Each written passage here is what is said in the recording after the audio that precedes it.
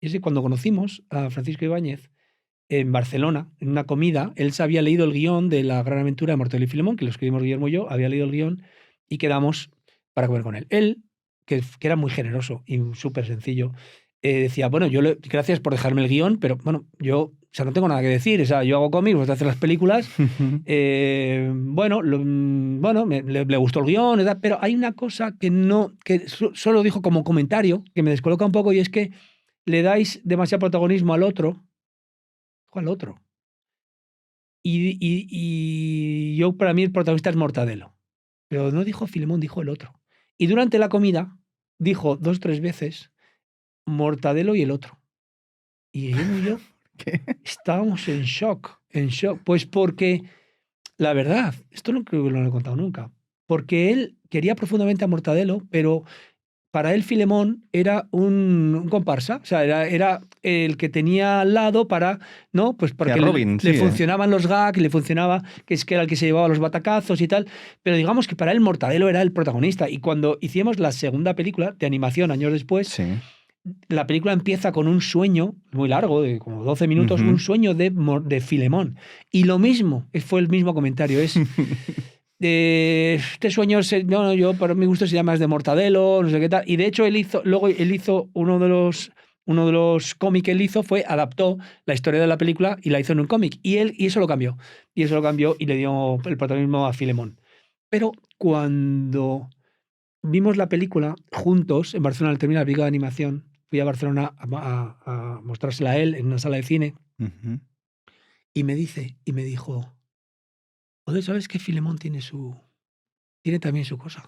¡Hostias! Digo, macho, pues claro que tiene su cosa. Además le conté una cosa bonita, porque a raíz de eso que he contado antes, cuando hice la animación, yo me empeñé en que el Filemón como objeto de 3D, una película todo modelada por ordenador, en la geometría de Filemón, me empeñé en que dentro tuviera un corazoncito pequeño, con pocos polígonos, pero que no se iba a ver nunca en la película, pero que yo sabía que tenía ahí un corazoncito. Y fue como un empeño personal que los propios modeladores decían, bueno, no sé, pero es que nos complica un poco para todos los movimientos y tal, que pueda asomar ahí una cosa cuando... Ya, pero quiero que tenga corazoncito. Y justo dice Iván y dijo, pues que Filemón tiene su gracia. También digo, claro que tiene su gracia.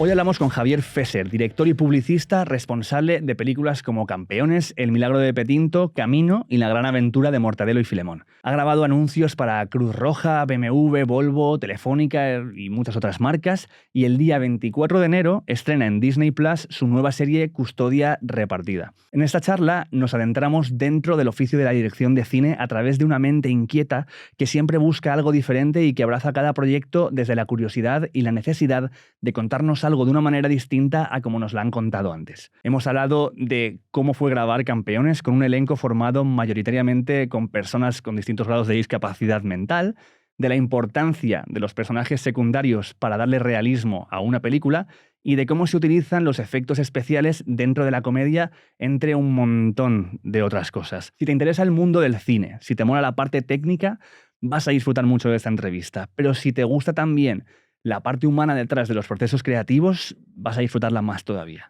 Y espero que te vengas un día, ya que estamos, a vernos en directo al Sentido de la Birra Live. Llevamos ya varios shows en Madrid, estamos girando por toda España y va a ser siempre con un invitado o invitada sorpresa, que no sabrás quién es hasta el día del show. Esta conversación además no es posible sin ti, porque necesitamos que escribas preguntas durante el show en directo para que se las hagamos al invitado y para que hablemos de ellas contigo, de hecho. Así que pídete las entradas, que te las dejo aquí abajo en la descripción.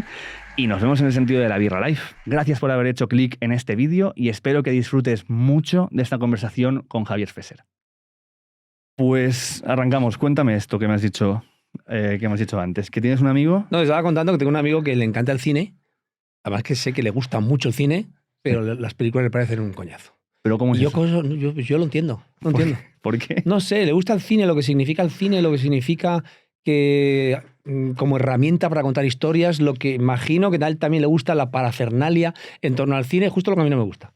Pero las películas le parecen aburridas, ¿no? Le parecen largas, aburridas, no suele ver películas, pero el cine le apasiona. A mí me pasa un poco lo contrario, la verdad es que todo lo que tiene que ver con la parafernalia del cine me atrae poco, me interesan mucho las historias. ¿Qué es la parafernalia?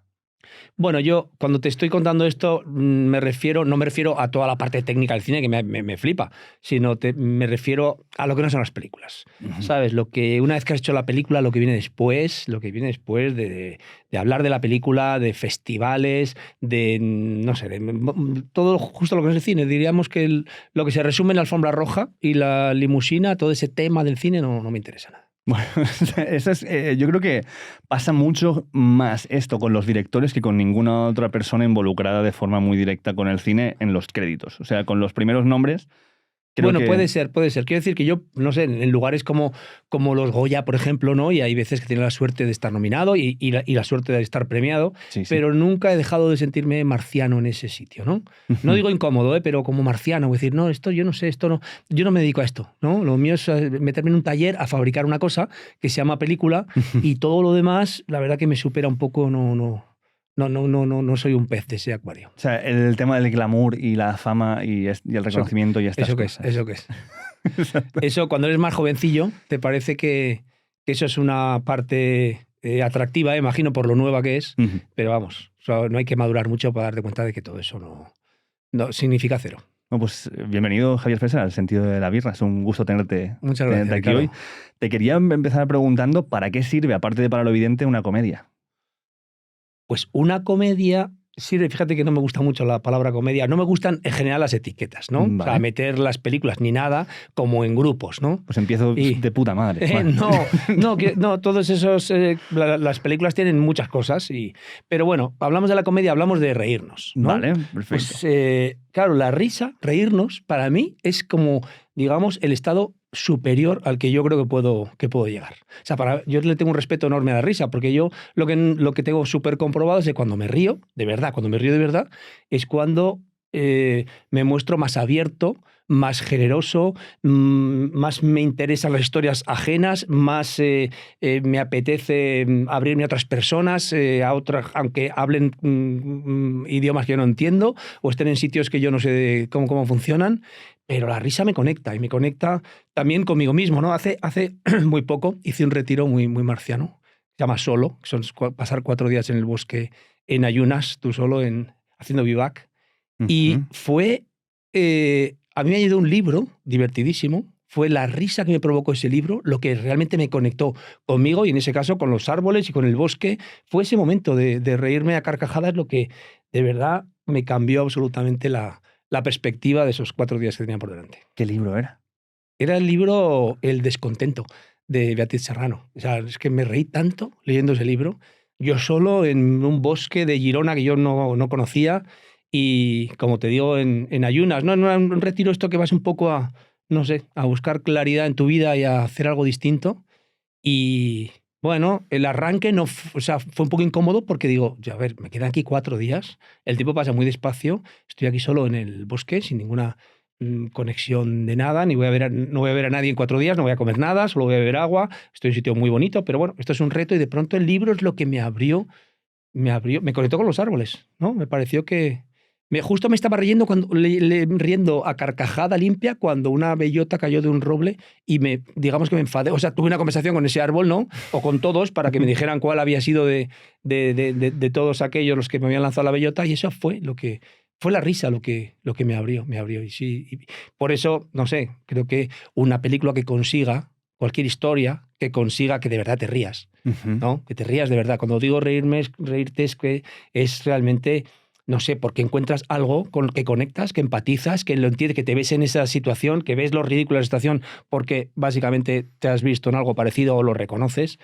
Y sí, le tengo un respeto enorme a lo de reírse, cosa que me parece difícil también de conseguir y un placer enorme cuando lo logras. Yo voy a quedarme un poco con esto del retiro porque me parece muy interesante. Buenísimo, es buenísimo. Claro, yo cuando lo pienso, hace un año también estaba en un momento de estos de que necesitas claridad y a una amiga que tiene una casa en el monte le dije, tía, ¿me dejas tu casa y me voy un fin de largo? Y creo que fueron esos 3-4 días y dije, apago el móvil y se lo dejo para que me podáis llamar si hay algo urgente, pero no quiero ver mensajes ni nada de esto. Y no sé si te pasó a ti esto, y en mi caso era mucho menos aislado que tú irte en el bosque totalmente, pero el sentimiento de soledad de el sentirte que estás solo. Claro, claro, ese primer día que digo que me sentía muy incómodo, claro, realmente no era incómodo, era acojonado. Es el pánico de decir, ahora tengo que estar 4 días conmigo. Eso es. O sea, 4 días conmigo, a ver qué me cuento.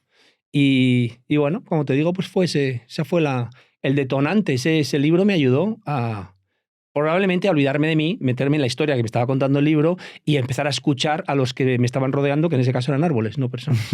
¿Cómo, volviste de alguna manera diferente como te fuiste? No encontré lo que yo iba a buscar, que era esa claridad, pero sí me pasaron muchas cosas con las que no contaba y vamos, que ha merecido la pena absolutamente la experiencia.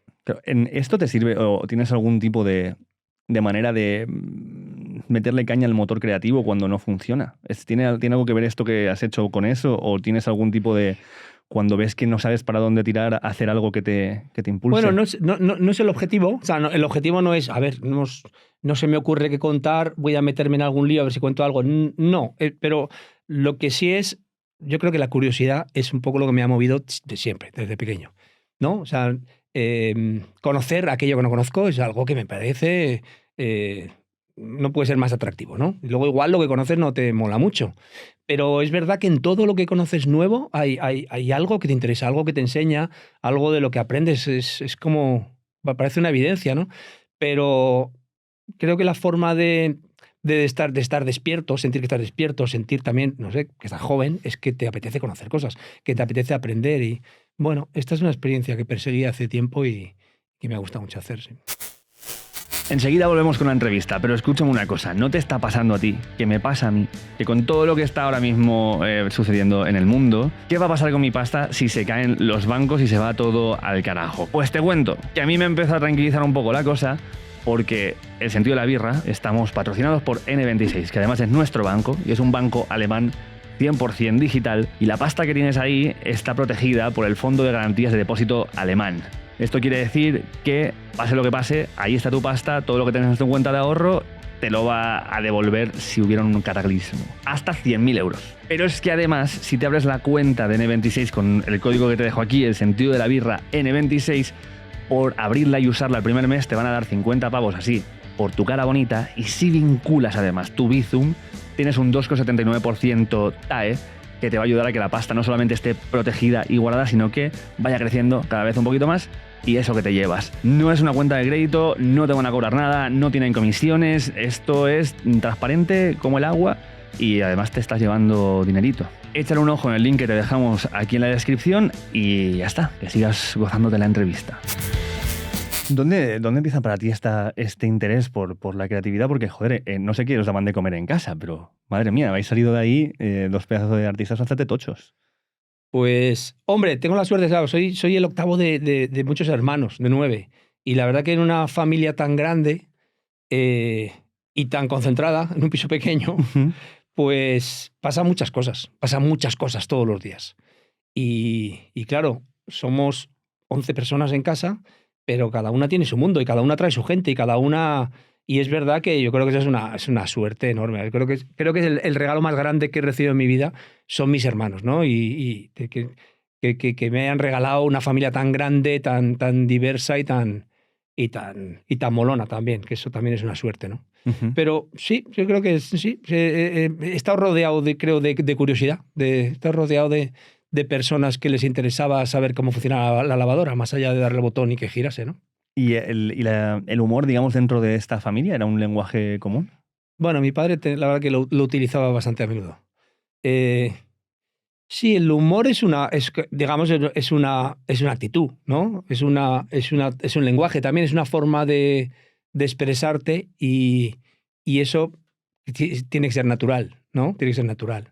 Por eso te decía que no me sentía muy cómodo con la etiqueta de comedia, porque yo, la verdad que no he nunca, por ejemplo, escribiendo un guión, no he pretendido nunca que esto fuera gracioso. O sea, no era el objetivo. Sí he buscado, es claro que he buscado y he hecho películas donde he buscado situaciones en donde reírnos, o en donde reírme yo, básicamente, que es para quien hago las películas, pero no es el objetivo, ¿no? Sino es la forma en la que te acercas a las a cualquier circunstancia, ¿no? Te acercas, te aproximas con una mirada, con un punto de vista en donde, coño, si aparte, por ejemplo, de resolver un conflicto, pues encima te diviertes un poco, pues qué bien, ¿no? Claro, pero lo que veo mucho en tus películas en general, sobre todo en los primeros cortos y en El Milagro de Petinto, y luego que eso lo extrapolas luego más tarde en Mortadelo y Filemón, es que hay un concepto del mundo físico que es como muy poco, o sea, no es el mundo físico que Sí. conocemos todos, es otro mundo Es físico. parecido, es Son parecido. Pero son Sí, otras que leyes, ¿no? Son sí, otras la texturas, mecánica. son otras cosas. Sí, puede ser. No es exactamente Newton, se parece mucho. Pero, hombre, yo creo que esto, a ver, yo me he mamado mucho de Ibáñez, ¿eh? Ujú. O sea, en esto tiene mucho que ver el TVO, donde yo creo que precisamente lo que cambia básicamente es la mecánica. Ya no son solo los colores y las formas, sino que es la mecánica, ¿no? O sea, hay una elasticidad y unos rebotes y unas velocidades y unas aceleraciones que no son exactamente los de la realidad, ¿no? Y bueno, eso me gusta la rapidez que eso proporciona, me gusta la sorpresa también de que la acción-reacción es exactamente la misma que ocurre en la realidad, ¿no? También es una forma de llevar las cosas al límite, ¿no? Que es lo que hace un poco el TVO y lo que hacía Ibáñez con Mortal y Filemón, ¿no? Ujú. Estirar las cosas un poco, yo creo, con la filosofía de ¿y si, no? ¿Y si ahora se cae de un quinto piso? ¿Y si ahora le pasa un camión? ¿Y si, a ver qué pasaría, ¿no? Si le cabe algún chichón más a Filemón, vamos a ver si le cabe otro más en... Claro, pero yo lo leo, o mi lectura es de quitarle peso a lo que nos pesa en la vida real y darle importancia a lo que no le damos tanta importancia en el mundo real. O al menos esto es una de las dos características que veo en muchas de tus películas. Por ejemplo, el peso de lo físico, de lo que pasa cuando alguien tiene un accidente o cuando pasa algo que sería una catástrofe en otro lugar, aquí no existe. Como que hay una inocencia de nadie lo vamos a pasar mal, pero nadie lo va a pasar incorregiblemente mal. Sí. Pero por otro lado, todo lo que es bondad y lo que es buen rollo está un volumen un poquito más alto o resuena un poco más. Corrígeme si me equivoco. Pero... Bueno, no, que es muy acertado lo que dices. Yo creo, analizando un poco las historias que he contado, aquello sobre lo que me gusta trabajar, pues soy consciente de que tiendo a poner la mirada en las cosas más pequeñas o menos espectaculares, ¿no? Esto, un ejemplo que he utilizado alguna vez, digo, concreto y práctico en mi vida, es, me acuerdo una vez que estaba viendo pasar al Papa, en el Papa Móvil hace muchos años, en Madrid, y yo, bueno, no sé, ya 14, 15 años, y yo me fijaba en el chofer del Papa, ¿no? O sea, donde yo veía la película no era en ese señor de blanco que es el importante, que va saludando de pie en una caja de cristal, sino que veía la película en, pues no sé, en el chofer del Papa, cuál es ese trabajo, cuál es la relación que tiene con ese señor que lleva atrás, ¿no? O sea, eso me parece que, no sé, como que me interesa más la vida del guardaespaldas del presidente del gobierno que la del propio presidente del gobierno, pero bueno, de luego no soy el único en eso, pero es verdad que sí me gusta fijarme en aquello que normalmente no son los titulares, no ocupan los titulares de los periódicos. Y lo de la bondad, Sí. tienes razón, me atrae. Me atrae más la gente buena que la mala, es verdad. Me atraen las historias, me gusta mucho, me encantan me encanta explorar las torpezas emocionales y estamos aquí porque en la semana que viene estrena una serie que es el Selva de Mekun, por definición de todas las torpezas emocionales posibles, pero siempre desde las personas que tienen buena intención. Eso, la verdad, que me parece más saludable, más divertido, me atrae más. Los malotes así no me gustan menos. Sí, le he podido echar un ojo a la serie, me han pasado ahí el link de la previsualización y veo muchas de esas cosas. Es como si viera mucho de lo que veo en tus películas, pero llevándolo a una cotidianidad un poco más acercada a esta realidad en la que vivimos todos. Solamente que prevalece la verdad, pero el mundo físico sigue siendo el mundo físico. Sí, bueno, para empezar, es una serie que dirijo, pero que no he escrito. Y que, claro, he tenido la suerte de poner en escena unos guiones maravillosos de dos guionistas, de Juanjo Moscardó y María Mínguez, que para empezar son más jóvenes que yo, que tocan temas que ya a priori no son a los que me habría acercado. Y eso es una de las cosas que a mí me ha gustado trabajar, ¿no? Pero hablamos de Custodia Repartida, Sí, para que no sepa, porque no hemos sí, dicho el nombre sí, todavía, sí, estará sí. diciendo que es serie, Sí, Custodia sí. Repartida. Sí. Pero sí, es precisamente, mira, es una serie, yo creo que la primera declaración de intenciones de cómo haría yo esta serie cuando me subo al barco es, lo primero es hacer una serie que esté a la altura del espectador. O sea, no hay ningún espectáculo, ni nadie que nos diga qué listos somos, ni nadie que diga qué maravilla de... No, es ven con nosotros y con estos personajes y entra dentro de estas casas y sé casi uno más, ¿no? Y en ese sentido, lo que busca y lo que explora esta serie es la verdad. Y curiosamente, explorando la verdad, y además una verdad dramática, ¿no? Estamos hablando de una pareja pues, que se separa y que es una situación, no hay nada grave, pero es una situación pues, que tiene sus lados luminosos y oscuros, pues es una situación triste y en muchos casos dolorosa. Pero toda esta aproximación al mundo de estos personajes, curiosamente, buscando esa verdad, donde hemos llegado es a la comedia. No porque haya chistes, no porque haya gags, sino porque es muy fácil identificarte con estas personas. Porque lo que decía hace un momento, que están a tu altura. Se parecen a ti, les pasan las cosas que te pasan a ti. Tienen y manejan y protagonizan todas estas torpezas emocionales, básicamente, y estas formas de equivocarte, pero con buena intención, que yo creo que es divertido, digo, como decía, no porque fuera un chiste, sino porque es que dices, es que este soy yo, este es mi padre, esta es mi suegra, este es mi hijo, este es mi compañero de trabajo, esta es mi vecina. O sea, se parece, lo reconozco, es que empatizo con todo esto, ¿no? Y eso es lo que crea esa mezcla tan curiosa de drama y comedia. No, me consta que esta es la primera serie que diriges y que haces. Sí. No sé si es la primera cosa que diriges que no hayas escrito tú. Sí. Se juntan, las dos cosas. Sí, sí. Qué descubrimiento, qué gran descubrimiento. Claro, ¿cómo está siendo esto? O sea, háblame de las dos cosas. ¿Cómo es hacer una serie frente a un proyecto de una peli y cómo es dirigir algo que no has escrito tú? Pues una experiencia mucho más interesante de la que yo tenía planeada, y eso que ya la planeé bastante interesante, pero o la imaginé bastante interesante. Pues a ver, partimos de la base de que los guiones son excelentes, ¿no? Por eso me subí a este barco, porque son excelentes y también porque entendí por qué me proponían a mí contarlos.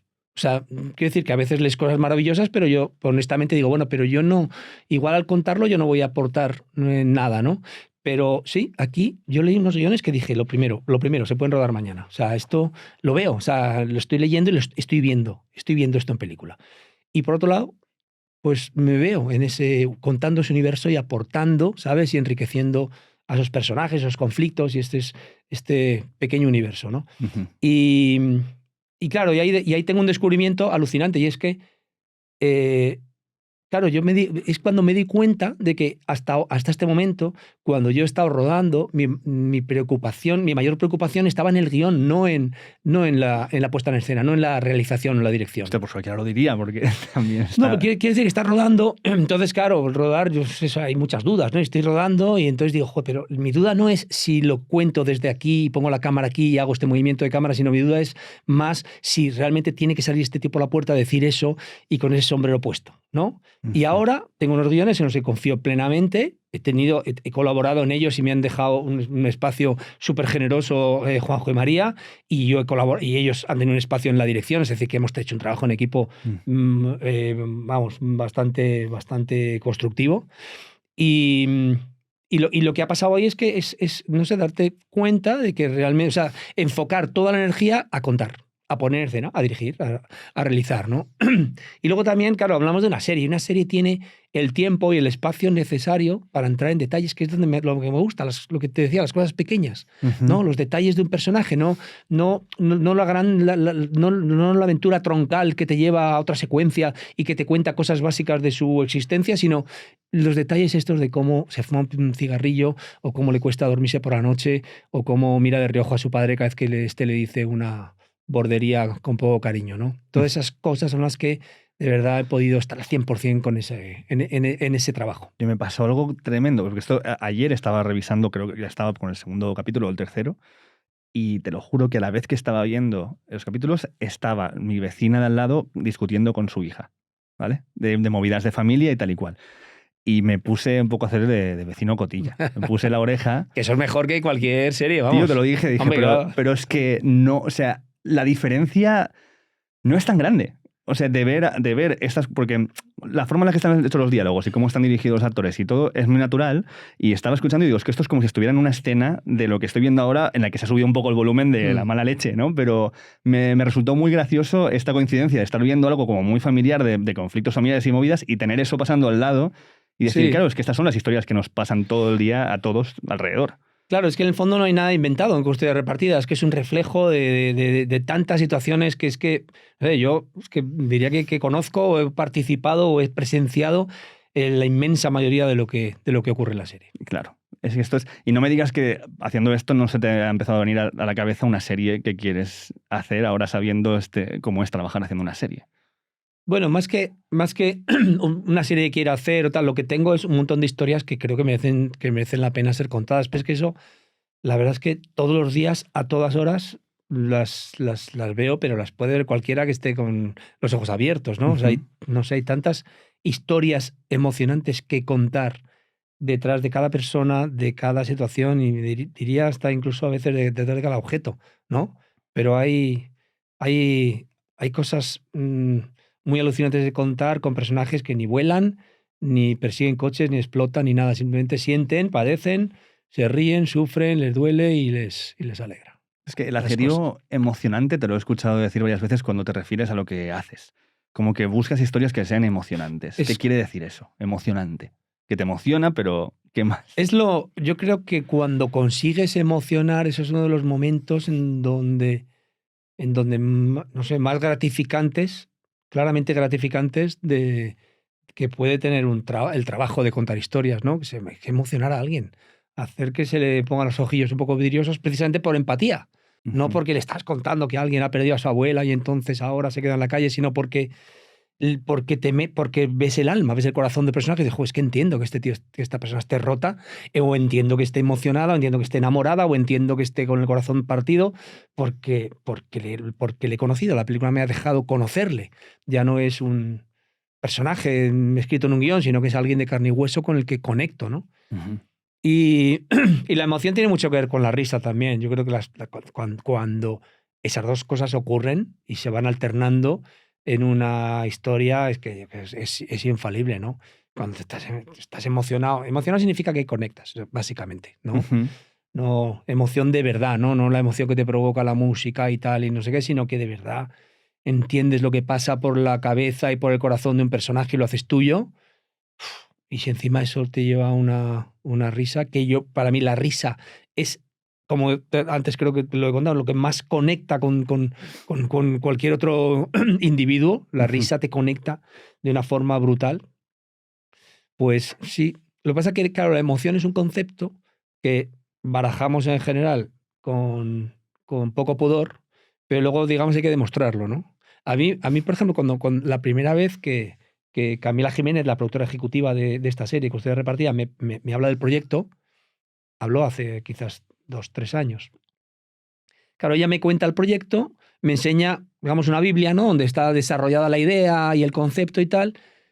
Yo en esa idea y en ese concepto veo mucha emoción, o sea, veo un drama y veo comedia y veo un tono que me gusta, pero realmente hasta que yo no leo el guión no es cuando digo, sí, es verdad, lo que aquí prometen, aquí está, porque es que todos podemos prometer, bueno, voy a hacer una película divertidísima, que va a ser divertida a las 2 horas Ujú. y técnicamente va a ser un bombazo y tal, ya, vale, ahora enséñame el guión y que yo me divierta 2 horas, ¿no? O sea, bueno, entonces ahora mismo solo me fío de los guiones y si realmente un guión me emociona, digo, pues si no lo hago mal, se emocionará quien lo vea esto terminado. ¿Y cómo es al revés? ¿Cómo es vender emociones a través de un guión cuando alguien tiene que poner la pasta para que hagas algo tan puto loco en su momento como el Milagro de Petinto? O sea, ¿cómo se Bueno, ve? ha sido por un ejemplo. Claro, ¿cómo se eh, vende eso? el Milagro de Petinto tiene poca emoción. Claro, porque, Tiene poca emoción. bueno, quiero decir, yo creo que siendo objetivo con las cosas que he hecho o que he tenido la suerte de hacer, porque así lo considero, pues por suerte veo que hay cosas en las que voy aprendiendo y voy haciendo las cosas mejor. Y El Milagro de Petinto es una película que le tengo un cariño enorme, primero porque es una primera película que es un hecho irrepetible. O sea, ojalá pudiéramos hacer siempre una primera película, pero no se puede. Eh, pero digamos que es una película hecha con un conocimiento técnico alto, sobre todo por todo el bagaje que yo tenía de la publicidad y de los cortometrajes. Bueno, técnicamente tenía seguridad, pero, pero narrativamente, dirigiendo actores, creando situaciones de verdad con las que conectaras, pues me quedaba por aprender un porrón. Ujú. Por suerte, ¿no? Porque si no, qué aburrido hubiera Si no, sido. ya todo el rato. Claro. Y lo veo todo esto y lo veo con el tiempo y lo veo con mucha ternura y me encanta verlo, ¿eh? O sea, que decir que... Pero aprendo mucho de las cosas que hago. Me gusta mucho ver las cosas que hago. Eso lo digo porque sorprendentemente no es muy habitual. O sea, conozco muchos directores y directoras y actores también y actrices que no les gusta nada ver lo que han hecho. Y a mí me asombra mucho, ¿no? Directores que conozco y que son amigos míos que me dicen, no, yo esta película, después de hacerla y estrenarla, no la he vuelto a ver ni tengo ninguna intención. No, yo sí, me gusta volver a ver, me gusta aprender, me gusta ver lo que, ¿no? Lo que Ujú. en un momento surgió y que ahora surgirá de otra manera, me parece... Y luego también que como espectador, lo reconozco, o sea, me río mucho con mis propias tonterías, eso lo reconozco y me gusta que sea así. Claro, yo lo que veo es, en esta, por ir hablando un poco de orígenes, en ese sentido es, hoy me he vuelto a ver justo esta mañana El secreto de la trompeta, El secreto de la trompeta, que ya ves que ¿Y qué tal? ¿Qué tal? joder, pues mira, mi mayor sorpresa es que algo que tiene ya bastantes años, a nivel de efectos, que es lo que peor suele envejecer generalmente, está todavía como, o sea, el momento en el que llega el tren y están los guardias civiles en la vía del tren y se los lleva por delante, te lo comes con patatas todavía a día de hoy. Y además lo que pensaba es que no sé si antes de este corto y del Milagro de Petinto se había usado los efectos especiales tan fuertemente para hacer algo que Creo, tuviera un cariz cómico. igual me estoy equivocando, pero creo que fuimos los primeros en hacer un efecto digital, luego escaneado a 35 milímetros, Ujú. con Félix Vergés, bueno, uno de los mejores supervisores de VFX de este país y diría del mundo. Pero sí, ahí exploramos juntos este proceso que era muy complicado y muy costoso y con muchas limitaciones, ¿no? Pues, por ejemplo, ese atropello tenía que ser en un plano fijo y una duración cortita porque es lo que podíamos pagar para llevar a Londres a escanear ese trocito con la calidad del 35 milímetros y tal, pero sí, lo de ir explorando y ser un poco pioneros en lo que hacemos, creo que es una marca de Pendleton, ¿no? Que es mi productora. Ujú. Creo que siempre nos ha gustado explorar caminos nuevos, ¿no? Y no continuar lo que ya sabemos que funciona. Y sí, y ahí técnicamente pues, hemos explorado cosas que yo creo que en muchos aspectos hemos abierto algunos caminos. Pero ¿cómo te la juegas o cómo sabes cuándo el efecto que quieres conseguir va a tener el efecto que... O sea, porque al final estos son efectos especiales que están utilizados en momentos clásicos para generar risa, para generar un momento Mm. de sorpresa y que te ríes. O sea, Ujú. ¿cómo sabes o cómo vas afinando el saber que vale la pena ese esfuerzo para ese efecto? Bueno, saber, a ciencia cierta no sabes nada, pero también por suerte, porque en cualquier proceso creativo no conocer exactamente el resultado final es un ingrediente básico, ¿no? Es también que tú mismo te sorprendas, ¿no? Pero en este tipo de efectos, por ejemplo, para mí la referencia está en las películas de animación y voy a concretar mucho, en las películas de la Warner, ¿no? Em, creo que esa es o sea, una fuente de la que beber increíble a nivel de, no sé, no digamos, de golpes. No se me ocurre nada mejor que ir al Coyote y a Correcaminos para entender que hace falta solo 3 fotogramas para que uno caiga al vacío y luego salga la pequeña polvareda.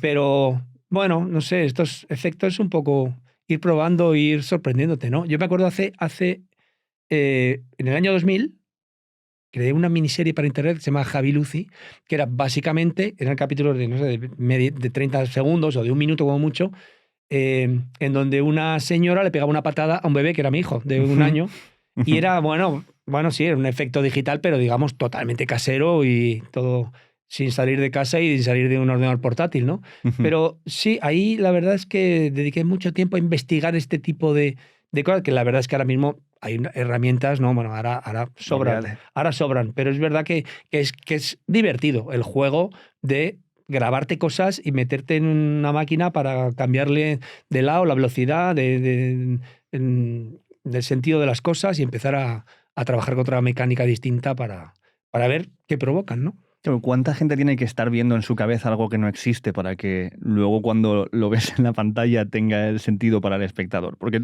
cuando, Bueno, cuando diriges así no estás viendo realmente lo que vas a tener el resultado. forma parte de este trabajo, ¿no? Creo, ¿no? La concepción espacial bueno, y saber adelantar en tu cabeza qué es lo que se puede fabricar con lo que estás poniendo delante de la cámara y de la manera que lo estás retratando. Bueno, pero también tú mismo te vas sorprendiendo con cosas que surgen y que a mí cada vez me gustan más, me parece más importante ese elemento sorpresa en el propio creador, ¿no? Ujú. Fíjate, en esta serie, por ejemplo, en Custodia Repartida, el planteamiento, digamos, de realización va en este sentido. O sea, no es un planteamiento es lo contrario a tener un storyboard con los planos definidos, es lo contrario, es una flexibilidad enorme y trabajar a tope precisamente en la emoción. Y a partir de ahí, todo lo demás, cómo se mueven los actores, dónde van, dónde terminan, si coge el vaso, si bebe, si se bebe, si abre la nevera, deja de abrirla. Esto, digamos que en cada toma es distinto, es lo que le pide el cuerpo en ese momento a los actores y todo el trabajo técnico de iluminación, de captación de sonido y de cámara, pues trabaja en ese sentido, en dejar libertad a los actores y en no intimidarles para nada y no estar tan cerca de ellos ni limitarles, ¿no? Que es un poco lo contrario de otras películas que he hecho. El Milagro de Petinto o Mortadelo y Filemón es lo contrario, es un storyboard súper delimitado, Ujú. usando grandes angulares, con la cámara pegado a veces a 20 centímetros de la cara, en donde si te mueves un centímetro ya descompones, o sea, la composición del cuadro ya no funciona. Entonces, bueno, en este caso es... ¿Y qué pasa? Que a veces bueno, a veces no, muchas veces en esa serie hemos hecho tomas que me parecían magníficas, pero solamente por el placer de ver otra, venga, otra toma. ¿Por qué? Porque hacer otra toma más nos lleva 3 minutos al equipo y van a pasar cosas, ¿sabes? Es hacer otra toma sin dar ninguna indicación. Vamos a hacer Ujú. otra toma, ¿pero qué cambiamos? No cambiamos nada, pero ya la situación va a ser diferente, van a ocurrir cosas distintas, ¿no? Yo me acuerdo que un poco con esta filosofía de rodaje, una vez rodé una publicidad en Estados Unidos y claro, me encontré que fue como un shock con otra forma de trabajar distinta. Yo rodé varios anuncios en Estados Unidos, pero que esto debió ser la primera vez que fui a hacer un anuncio de Kellogg's. Y entonces de repente hago una toma, claro, estamos hablando de tomas a lo mejor de 5 segundos, pero hago una toma y la verdad que estaba muy bien. Digo, bueno, pero vamos a hacer otra. Y entonces viene el ayudante y dice, perdona, ¿qué cambiamos? Digo, no vamos a cambiar. Y dice, no, entonces no hacemos otra. Vamos a la siguiente, porque ya es que el ayudante de dirección, desde luego, allí es Claro. el que manda. O sea, ¿sabes? Y entonces me quedé ahí como... Digo, bueno, pues tienes razón, si no hay que cambiar nada y está bien, pues no hacemos otra. O sea, es que ni me lo preguntó, ¿sabes? Ujú. Directamente él ya empezó a dar órdenes para montar el siguiente plano, ¿no? Pero bueno, por suerte aquí el ayudante de dirección estaba totalmente alineado y era el primero que estaba deseando hacer otra toma para ver qué ocurría de nuevo. Pero ¿cómo llegas a hacer publicidad ahí en Estados Unidos? O sea, ¿cómo se te da la oportunidad de esto? Bueno, conocí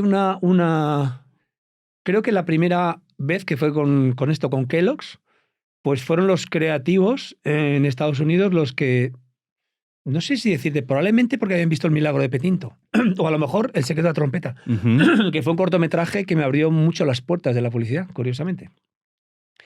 Y, y estos creativos pues contactaron o sea, a la productora con la que iban a rodar ese spot, pues le preguntaron que si podían contactar con este director español para hacer esta historia, que querían meter humor y personajes un poco característicos y tal. Y contactó conmigo y esta persona se convirtió en digamos, mi agente, mi representante. Y durante 3 o 4 años, pues de una forma regular, pues estuve viajando mucho a Miami y a Los Ángeles y también en Guatemala, en Costa Rica, sobre todo para hacer publicidad para Estados Unidos, para el Ujú. mercado latino, publicidad en español. Y sí, fue una experiencia chula. Y experiencia chula también porque, digo, la forma de trabajar es totalmente diferente, ¿no? O sea, yo cuando rodaba un anuncio en Estados Unidos, 3 meses antes sabía exactamente qué día iba a rodar y 3 meses antes sabía exactamente cuál era cada plano que iba a rodar. Cuando que aquí en España estaba acostumbrado a lo contrario, cosa que la verdad que me manejo cómodo en la prisa y un poco en el caos, que es que el miércoles te pegan un telefonazo para rodar una cosa el viernes que se emite el sábado. Eso no hay nada Guau. que, vamos, no hay nada que me guste más que eso. ¿Te gusta Me eso? encanta. ¿Por qué?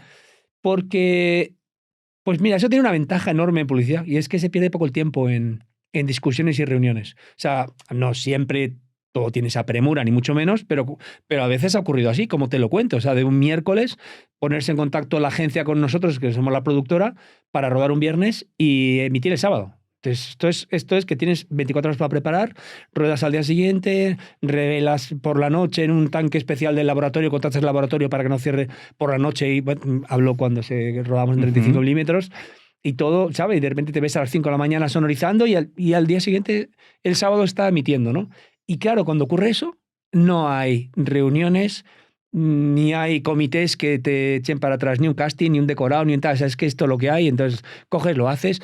Y es muy interesante que cuando piensas poco las cosas, permanece mucho la esencia de la primera idea, del primer impulso. ¿Verdad? Y eso me gusta. Y eso es un poco la filosofía que traslado a todos los cortitos, por ejemplo, que hago para internet. Ujú, Y creo que es mucho la filosofía de muchos de los cortos de No Todo Film Fest, claro. que es un poco esto, ¿no? Tengo una idea, voy a hacerla.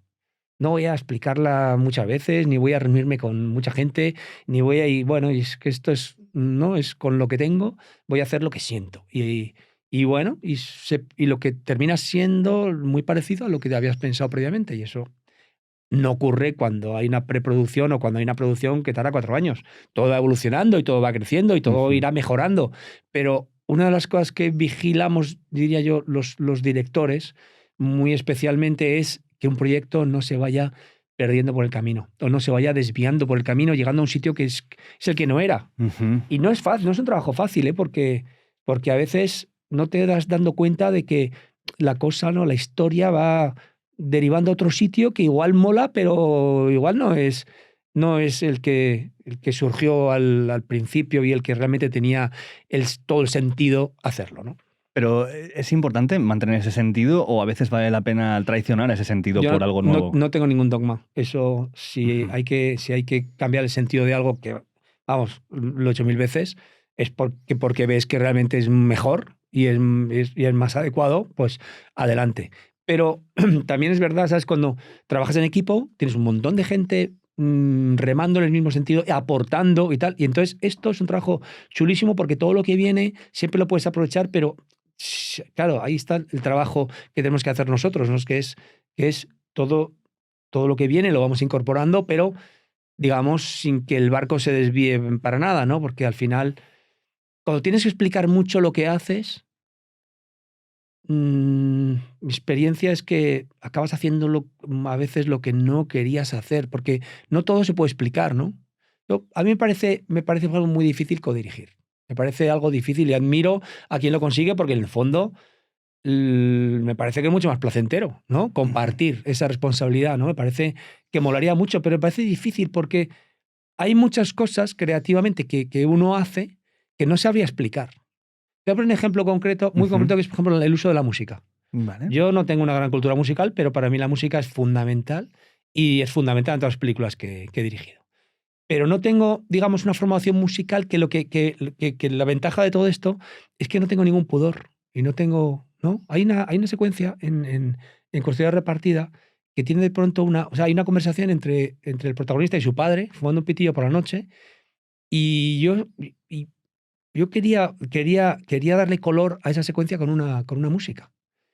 Y después de dar 8000 vueltas y sobre todo de hacer al compositor, a Rafa Arnau, que ha hecho un trabajo maravilloso, le hice trabajar mucho en esa secuencia, pero nunca todo lo que él me proponía, que era buenísimo y tenía mucho que ver con la serie, pero no es lo que yo estaba buscando.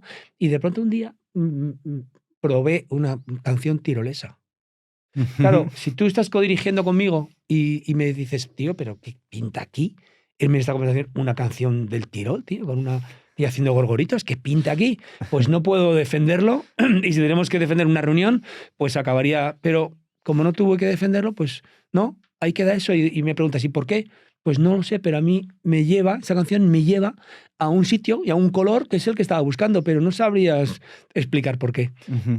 Y eso, bueno, eso a veces el desconocimiento creo que es una gran ventaja cuando abordas un tema. O sea, si yo hiciera ahora mismo, perdón, si yo tuviera que hacer una película sobre fútbol, creo que haría una buena, creo que mi mirada sobre el fútbol, dado que no sé nada de fútbol, no tengo ni idea de fútbol, o sea, no me interesa nada el fútbol, no conozco, no te sé decir el nombre de ningún futbolista, o sea, es que no puede haber algo más ajeno en mi vida. Ujú. Pero por eso creo que yo haría una buena película sobre fútbol. El primer anuncio que hice en mi vida, fue para la marca era Unión Fenosa, y era con un equipo de fútbol. Y me acuerdo que el productor me planteaba, ¿no? Me decía, oye, pero igual, no sé, igual tú es que tú de fútbol no tienes. Ya, digo, pero no sé.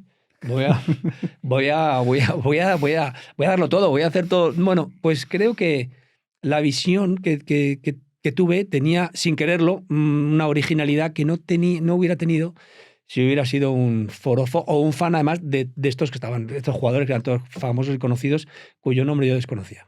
Claro, aquí hay una cosa que le he preguntado a varios directores y cada uno me tira una respuesta diferente, con lo cual Todos mentimos. la sigo haciendo, claro, pues evidentemente.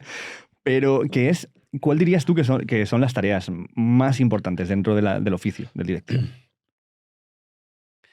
Pues, claro, desde el momento en el que te das cuenta que dirigir es un trabajo más de este proceso, es una pieza del equipo, que lo que te toca es dirigir. Eso no significa, no tiene nada que ver, con mandar, ¿no? Como dice, ¿quién manda aquí? No tiene nada que ver con eso, ni tiene nada que ver con que puedas poner sobre la mesa ningún capricho personal. O sea, que no está relacionado con eso. Para nada es una responsabilidad enorme, ¿no? Es decir, ¿qué es lo que tengo que hacer como director? Muchas cosas. Una, fundamental, soy el responsable de que brille el trabajo de los demás. Y eso, claro, esto es una cosa esencial, que es primero elegir quién te acompaña en un proyecto y desde tu trabajo hacer sentir a todos y cada uno de los miembros de tu equipo, del equipo al que perteneces, hacerles sentir que la película que estás haciendo o la serie que estás haciendo es tan suya como tuya. Esto, aparte, creo, también lo más inteligente, porque no solo lo más, digamos, lo más alegre y lo más, la forma más bonita de trabajar y más agradable, sino que es lo más inteligente. Porque el momento en el que yo estoy invitado a participar en un proyecto que lo considero mío, pues voy a aportar todo lo que pueda y más. Y voy a dar al 500%. Y si lo que yo aporto y lo que yo pongo de más, de alguna forma está reflejado en lo que estamos haciendo, oye, me siento que de verdad me siento invitado a hacer eso, pues entonces no voy a dar el 500, sino voy a dar el 800. Entonces, cuando todos damos el 800, pues el producto es mucho mejor, ¿no? Entonces, creo que crear ese ambiente en donde de verdad todo el mundo sienta que lo que estamos haciendo merece la pena y que tiene que ver también contigo, seas el protagonista, seas el director de fotografía, seas el conductor del grupo Electrógeno, o seas quien hace la comida para que todos comamos y descansemos, pero eso es una labor, me parece, esencial de cualquier persona que dirija o lidere o tenga esa responsabilidad. Y luego también, como antes comentaba, que es vigilar el tono de lo que estás haciendo. Porque cuando estamos rodando, para mí la diferencia de un director y el resto, yo creo es que el momento en que estás rodando una secuencia concreta, todo el mundo está concentrado en esa secuencia concreta. Y tú, aparte de estar concentrado en eso, tienes que tener la película entera en la cabeza. Yo hice una vez una película muy dramática, se llama Camino. Sí, te iba a preguntar de ella. Sí, claro, sí, claro, en Camino. Esta es una lección que vi muy clara y que aprendí muy clara en Camino, ¿no? Porque había tantas secuencias en donde, si tú ruedas solo esa secuencia, había tantas secuencias en donde dices, mira, yo le decía a Mariano Venancio, este fabuloso actor con el que tantas cosas he hecho, él era el padre de la protagonista, una niña que estaba muriendo en una cama de hospital. Estas conversaciones que tenía la niña con su padre, si tú coges cada secuencia por separado, yo le decía a Mariano, tío, es que aquí tienes que romperte a llorar, tío. O sea, es que es una niña haciendo unas cosas tan profundas, tan preciosas, pero se está despidiendo de ti. No sé, vamos, que esto tendrías que llorar a moco tendido. Pero es que todas las secuencias pedían eso. Y efectivamente, si hubiéramos hecho eso, la película se hubiera convertido en una comedia. ¿No? Un tío de gente llorando todo el rato. El llorón. Sí, claro. A mí me ayudó mucho el actor, ¿no? Mariano Venancio me ayudó mucho en ese, digamos, ese racón emocional tan importante en una película que, como todos sabemos, pues se rueda por trozos y empiezas por el final y luego vas a la mitad y luego vas al principio, y de verdad que tienes que tener muy claro. Y bueno, yo creo que es una de las responsabilidades peculiares del director, que es vigilar siempre el todo, ¿no? Aparte de concentrarte en esto, ¿no? Dicho esto, también pienso que cuando el guión es bueno, queda un proceso fundamental que es el casting. Todo es importante. La dirección del equipo técnico es básica, pero claro, el casting, de repente cuando se cierra el casting, yo cuando cerré el casting de Custodia Repartida, con esos guiones que tanto me gustaban, que tan sólidos veía, y con el casting del que no podía estar más contento, la verdad que dije, la serie está hecha. Ahora solo falta rodarla. pero de verdad que muy torpes tenemos que ser para que esto que leyendo me emocionó, no, esos actores no emocionen a los espectadores cuando lo vean. Justamente en Camino, me parece que, analizando tu filmografía, yo veo dos películas que yo llamaría arriesgadas. Y una de ellas es Camino, y no sé qué te lleva a querer hacer esta película, que además no se dice explícitamente, pero está basada en una historia real que pasó en el Opus Dei. ¿Y por qué hacer una película así cuando ya tenías como una especie de... ya sé que no te gustan las etiquetas, pero ya eres como, joder, este director de comedia, ¿no? Entonces, de hecho, mucha gente, cuando yo fui a ver Camino, me acuerdo que era en plan de, hostia, el director Vamos a reírnos, Claro, del director de Milagro de Petinto, ¿no? Pues hombre, a ver si te fumas un petardo igual te ríes. Seguro que sí, pero viendo una pared de blanco también, ¿sabes? Sí. Pero me sorprendió yo lo llamo riesgo, no sé si tú lo consideraste riesgo en su momento, es decir, me meto en esta historia tan jodida, tan dura. Bueno, para empezar, en el cine, creo yo que el mayor riesgo que hay es no arriesgarse. O sea, que es que hacer una cosa... ¿Existe algo sobre seguro? No creo que exista algo sobre seguro. Es decir, voy a hacer esta película que funciona seguro. Lo primero que tiene que tener una película, digo yo, es sentido, ¿no? O sea, yo respeto todo tipo de películas. Hay películas que el objetivo no es el sentido, sino, pues yo que sé, entretener, explotar o ganar pasta. No sé, cada uno tendrá su objetivo. Para mí es fundamental que una historia tenga sentido. O sea, decir, esta historia necesita ser contada, necesito contarla porque si no la cuento me van a tener que ingresar, me van a tener que encerrar, como la deje en la cabeza guardada, ¿no? Y en ese momento, desde esa perspectiva, pues sí, Camino es una película que tuvo para mí sentido desde hacía muchos años antes de rodarla, ¿no? De hecho, ya es una historia un poco larga de contar y también bastante íntima, pero muy resumida. Yo antes de hacer El Milagro de Petinto, yo conozco la historia de Alexia González Barrios a través de un libro que escribe Victoria Molins, una monja de la que luego soy íntimo amigo. Y bueno, leo por casualidad, absolutamente por casualidad, llega a mis manos este libro, lo leo y bueno, yo con este libro, en donde básicamente unos adultos hablan de una niña ya santa, ¿no? O sea, es como decir, una niña ya conducida hacia la santidad o llamada a eso.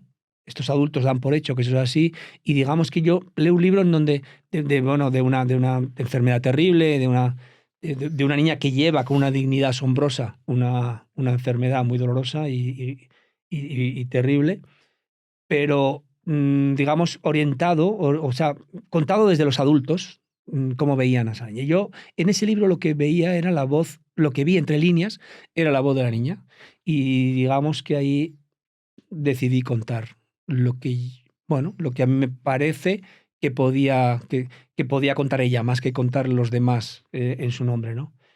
Y curiosamente yo escribí un primer guión que trataba más bien de la historia de cómo yo llego a ese libro, que es como una historia de miedo, casi de serie B, ¿no? Con tormenta incluida y encerrar en una habitación y dar cosas como de película mala, pero que todo me había ocurrido.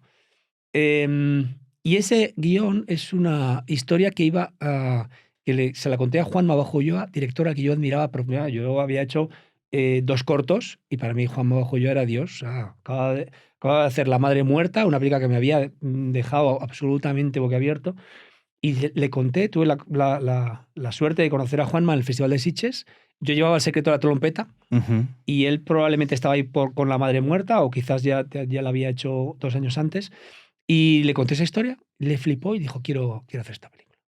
Bueno, yo escribí este guión, Juanma iba a dirigir esta película y un desacuerdo entre Juanma y la productora de última hora, pues no hizo que no se cerrara el contrato y esa productora me ofreció entonces a mí dirigirla. Y yo en ese momento tuve la madurez de saber que yo no estaba maduro para hacer esa película. Y guardé esa historia. Y además también la productora me quiso comprar el guión y dije, no, esto era una cosa que he escrito para que lo dijera Juanma, ya no está Juanma, yo tampoco la quiero dirigir, pero no te la voy a dar para que, no sé, tenía cosas muy íntimas esa historia. Y la guardé y años después, pues creí que era el momento de contar. El cuerpo me pidió contarla, vi una forma de contarla diferente, donde ya no estaba mi historia, ya no estaba yo para nada, sino que era la historia que me inspiró ese libro y ese personaje al que tanto admiraba. Y no sé, y fabriqué esta película. Riesgo. Yo nunca pensé si era más o menos arriesgada. Es una historia que me salía de verdad de dentro y una película para la que me preparé mucho. Es la película con la que más me he documentado, ¿no? Bueno, la que más me he documentado es Mortadelo y Filemón, porque llevo leyendo TVO desde los Claro, 6 años. Eso estaba O sea, ya. me estaba preparando, ¿eh? ¿Quién le iba a decir? Que ya me estaba preparando de pequeño ahí para hacer la película. Sí. Pero sí, pero hay mucha documentación en esa película y el momento de documentación me removió mucho, me conmocionó mucho conocer y hablar con tantas personas, conocer profundamente todo este protocolo del Opus Dei y todo lo que representa. Y bueno, pues fue el momento de contarla, 2008. Yo el riesgo lo veo más allá de lo narrativo, que también creo que hay una parte de riesgo en que el Opus Dei tiene los brazos muy largos y no sé si eso llegas no. a tener algún tipo de No, problema. no. Yo cuando hablo de riesgo, más bien yo hablo y en mi cabeza está el hacer una película, digamos, difícil de vender porque yo sí era consciente de que es una película difícil de recomendar, ¿no? Ujú, O total. sea, porque hay películas, ¿no? Pues yo sé que la gente que ha ido a ver Campeones y le ha gustado, dice, tío, vete a ver Campeones, porque te Claro. lo vas a pasar bien, te vas a emocionar y vas a salir, pues feel good movie, te vas a salir del cine Ujú. feliz. Camino, pues es una película que dice, joder, tío, me ha gustado la película, o sea, pero lo he pasado mal. Sí, vete a verla que lo vas a pasar fatal. Sí, o sea, no Sí, sé, no le dices a claro, tu suegro, oye, no te, ¿sabes? No sé. claro. Entonces, en ese sentido, no, el otro no, en mi vida he pensado en un riesgo de eso, de no. No, la película está hecha, no porque la película está hecha, pues fue mi intención total de hacerla con respeto máximo y de darle voz precisamente a quien menos entiendo, pero darle voz, eso es lo que pretendí, claro, la objetividad máxima es imposible, pero fue mi intención. Y además, que cuando escribes un guión, vamos, esto es como la Biblia, o sea, cuando tú escribes un guión, si de verdad quieres que sea auténtico lo que ahí pasa y los personajes sean de carne y hueso, tienes que respetar, entender y yo diría que querer a todos los personajes. Aunque uno, dos o tres hagan cosas que no harías tú nunca y piensen cosas que a ti te parecen horribles, pero si les vas a dar voz y les invitas a participar en tu historia, tienes que respetar a los personajes y hacer todo el esfuerzo posible por entender que les lleva a hacer cosas que tú no harías. Ujú. Y yo hice una película desde un respeto tan profundo que no tengo ningún sentimiento ni de riesgo, ni ningún temor a que nadie se ofenda o se deje de ofender, porque yo no he pretendido ofender a nadie. Así que no, eso no, en ese sentido no. Claro, la otra que te decía que veía como arriesgada, justo lo has mencionado, que es El otro Campeones. riesgo, perdona, Dime. Ricardo, No, no, dime, el dime. otro riesgo es económico. ¿No? Digo, Bueno, también, claro. no, es que estamos hablando de una película estrenada en 2008 que hace un mes y medio mi socio y yo hemos terminado de pagar. ¿Qué te parece? Esto es maravilloso, ¿no? ¿Cómo sea? Ahora en Sí, hemos 2025. terminado de pagar. Sí, es una película con la que perdimos dinero y que tuvimos que pedir un crédito para hacer frente a Pero esa con Goyas deuda. y todo, ganando Goyas y todo. Sí, una Sí. cosa es el prestigio de una película o el reconocimiento y otra cosa es la taquilla, ¿no? La taquilla de esa película fue muy pequeña, la película no fue barata, la película la cuidamos, encontramos un socio excelente que fue MediaPro, que entendió esta historia y que de verdad nos permitió hacerla con los recursos que queríamos hacerla. Pero bueno, luego la distribución de la película no fue desde luego la deseada. Y bueno, tampoco es que perdiéramos una fortuna, pero éramos una productora muy pequeñita, tuvimos que pedir un crédito que hace un mes y medio y que celebramos, mi socio y yo, lo celebramos con mucha alegría porque todo lo que hicimos lo hubiéramos vuelto a hacer, lo volveríamos a hacer. Ujú. Y dices, bueno, pues hemos hecho qué suerte que hicimos la película que queríamos hacer. Que eso, bueno, que nos ha costado dinero, pues bueno, pues qué guay que lo hayamos podido afrontar. Pero me parece fascinante que una película grabada en 2008 sea en diciembre de 2024 cuando hayas acabado de pagar O sea, el depende crédito. de tus recursos y de lo que tengas los años que te cueste pagar una deuda. Claro, pero Sí, pero es llamativo. que digamos que no sé cómo explicar que es una situación que a mí no sé, me siento orgulloso de esa situación. O sea, hemos hecho lo que queríamos hacer Ujú. y hoy lo haríamos exactamente igual. Ya, pero eso tiene un coste, ya, pero es verdad, no, nosotros no hacemos cine, o sea, para nosotros la productora es un instrumento para hacer lo que queremos hacer. No es ni un negocio, no, porque si fuera un negocio, pues habríamos hecho ya Mortadelo 7 y Campeones 8, pero no, hacemos las películas que de verdad queremos hacer porque nos encanta esto de contar historias y en todas hay que contar algo nuevo, hay que arriesgar, hay que explorar y no te puedes sentar en un sitio donde ya estés cómodo porque es difícil que desde ese lugar hagas algo que interese de verdad a alguien. Pero eso parece contraintuitivo para cómo funciona ahora la industria del entretenimiento, ¿no? Que, o sea, lo estaba viendo el otro día, que de las 10 películas más vistas de este año, 9 son o secuelas o remakes de otras cosas que ya existían antes. Ya. Y esto, aquí es donde yo me pregunto, ¿esto es responsabilidad del espectador, de las productoras, de los guionistas, de por qué están, o sea, qué nos lleva a esto? Cuando hay tantas...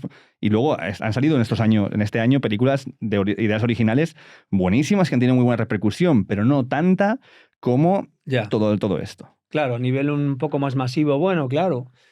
No sé, claro, cuando hablas si hablamos del cine como negocio, como bueno, cualquier sector que fabrica un producto y lo quiere vender, pues claro, lógicamente hay estudios de mercado y una forma de vender las cosas para colocarlas mejor o peor. Pero yo creo que hay muchos sitios desde donde se hace una película, ¿no? Hay muchos lugares desde donde nace el hacer una película. Pero lo podemos resumir en dos. O yo lo veo así, que es la opción A. Oye, ¿qué película podríamos hacer para que ahora interesara a la gente y llenáramos los cines? A ver, ¿qué se está haciendo? ¿Qué está funcionando? ¿Qué es lo que podemos... ¿Qué podemos hacer? Y opción B, que es desde la que yo he trabajado siempre. Tengo algo que contar y lo quiero contar de esta manera. ¿Cómo podemos encontrar los recursos, los socios o las oportunidades para poder hacerla de esta manera? Bueno, entonces son distintas. Entonces, con la primera es normal que llegues a sitios un poco más comunes, ¿no? Y después está funcionando superhéroes. Bueno, pues vamos a hacer películas de superhéroes, porque es lo que la gente está comprando. Bueno, sí, es una forma así, pero no, normalmente las películas de superhéroes no salen de alguien que dice, oye, tengo una película de superhéroes que contar, a ver a quién le puedo convencer para que ponga en mis manos los medios para hacer esto, ¿no?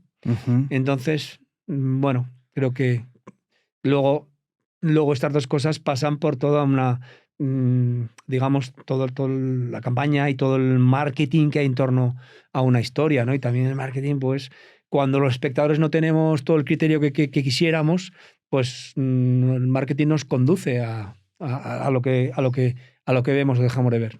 Pero hay una habilidad o una parte del trabajo de director que un amigo mío lo llamaría el feriante, que es ser esta persona que llega con la carroza a la Plaza del Pueblo y dice, tengo esto, ¿quién me lo compra? ¿No? ¿Cómo se desarrolla esta habilidad de saber cómo, a quién, dónde y para vender tu idea? O sea, porque tienes que primero hacer que alguien más que tú crea en lo que estás haciendo. Claro. Sí, claro, yo cuando empecé a hacer películas, claro, lo primero que me doy cuenta es de que, por un lado tienes que saber hacer la película, pero por otro lado tienes que saber convencer a alguien para que la puedas hacer y luego venderla, ¿no? Son como tres negocios que no tienen nada que ver uno con el otro, pero que están íntimamente relacionados, por suerte o por desgracia. Yo he tenido la suerte enorme de encontrar desde hace muchos años un socio y compañero y amigo que es Luis Manso, con mi socio en películas Pendleton, que la verdad es que ahí nos hemos complementado súper bien, ¿no?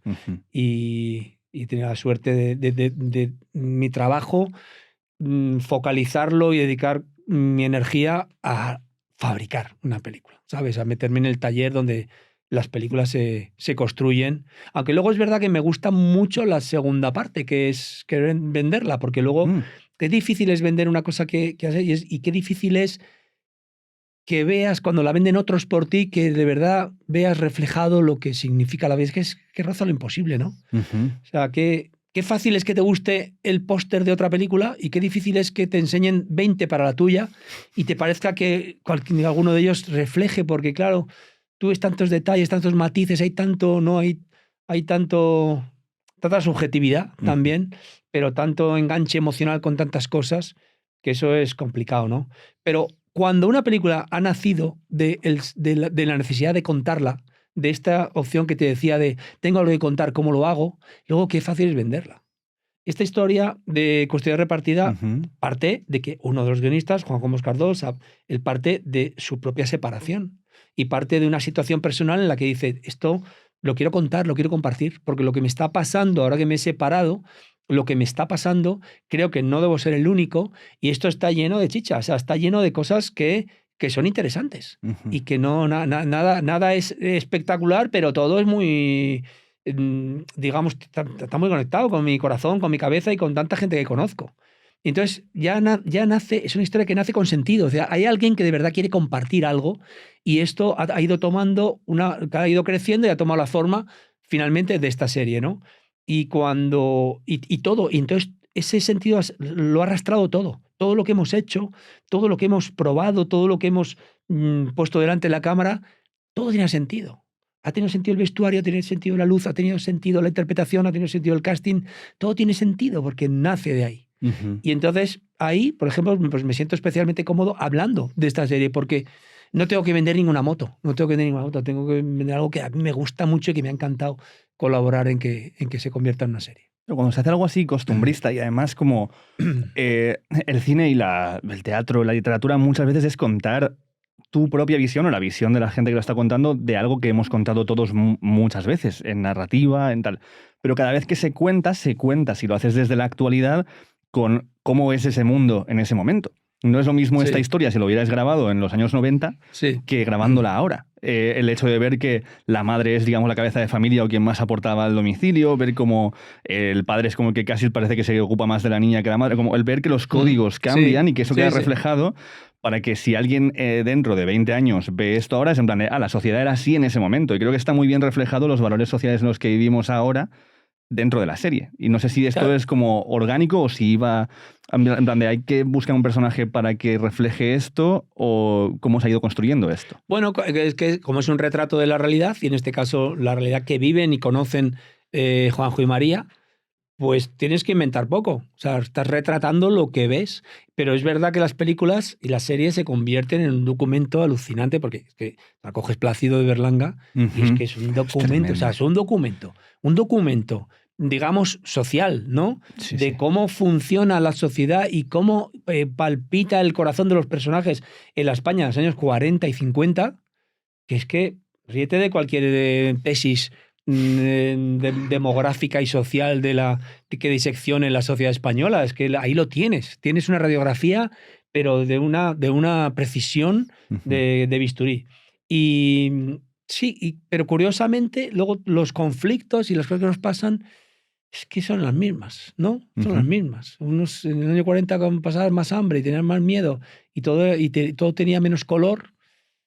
Pero estar enamorado y sufrir el desamor, imagino que provocaría en el estómago cosas muy parecidas. Y provocarían las miradas cosas muy parecidas. Y sentirte cómodo o incómodo con un amigo, o sentirte que alguien cuenta contigo, deja de contar, pues en eso no creo que mucho haya cambiado. Antes te he comentado, cuando hablábamos de Camino y de lo que yo consideraba que era arriesgarse, que la segunda peli que yo veía donde estaba este riesgo eran Campeones. Pero el riesgo para mí reside en cuando te enfrentas a algo así, conseguir que no se convierta en una parodia de lo que quieres contar, que es un mensaje más profundo. Y en eso me parece que está mucho el tono, aparte del guión que haces, en cómo consigues con esta película un acercamiento del público general hacia la gente con neurodivergencias, con problemas de trastornos mentales, de una manera que ellos son parte de la comedia, siendo sujetos y no objetos de la comedia, que es donde muchas veces se habían visto representadas este tipo de personas en el cine. Y ahí es donde veía el riesgo, quizás, que me parece que está extremadamente esquivado y superado ese riesgo, pero no sé si hubo un planteamiento de esto al hacerla. Ningún planteamiento, Ricardo. Es precisamente lo contrario. El miedo no existe. ¿Yo por qué hago Campeones? Porque leo un primer guión de David Marqués, habitado por unos personajes que me provocan una admiración tan enorme que digo, yo quiero ser amigo de esta gente. Yo quiero irme de viaje con esta gente. Yo quiero ver una película donde esta gente se expresa con la naturalidad en la que estoy leyendo este guión. A partir de ahí, yo hago una inversión en el mundo de la discapacidad intelectual, aprovechando el casting, pero claro, esto no es un casting, digamos, al uso. Esto es tirarte 3, 4 meses cada día en centros, clubes deportivos, familias. O sea, no estás en el mundo de los actores haciendo un casting, no, estás en el mundo de la discapacidad buscando verdad. Buscando verdad, no estás buscando actores, no estás buscando quién es gracioso o quién dice mejor una frase o quién tiene más memoria o quién actúa mejor. No, estás buscando la verdad de algo que admiras. ¿Y qué es lo que admiro? Joder, una visión de la vida positiva y alegre. Alegre. O sea, estoy buscando retratar a unas personas que veo que utilizan cualquier excusa para celebrar, para darte un abrazo, para echarse una risa, y no esperar a celebrar ya mañana tu cumpleaños.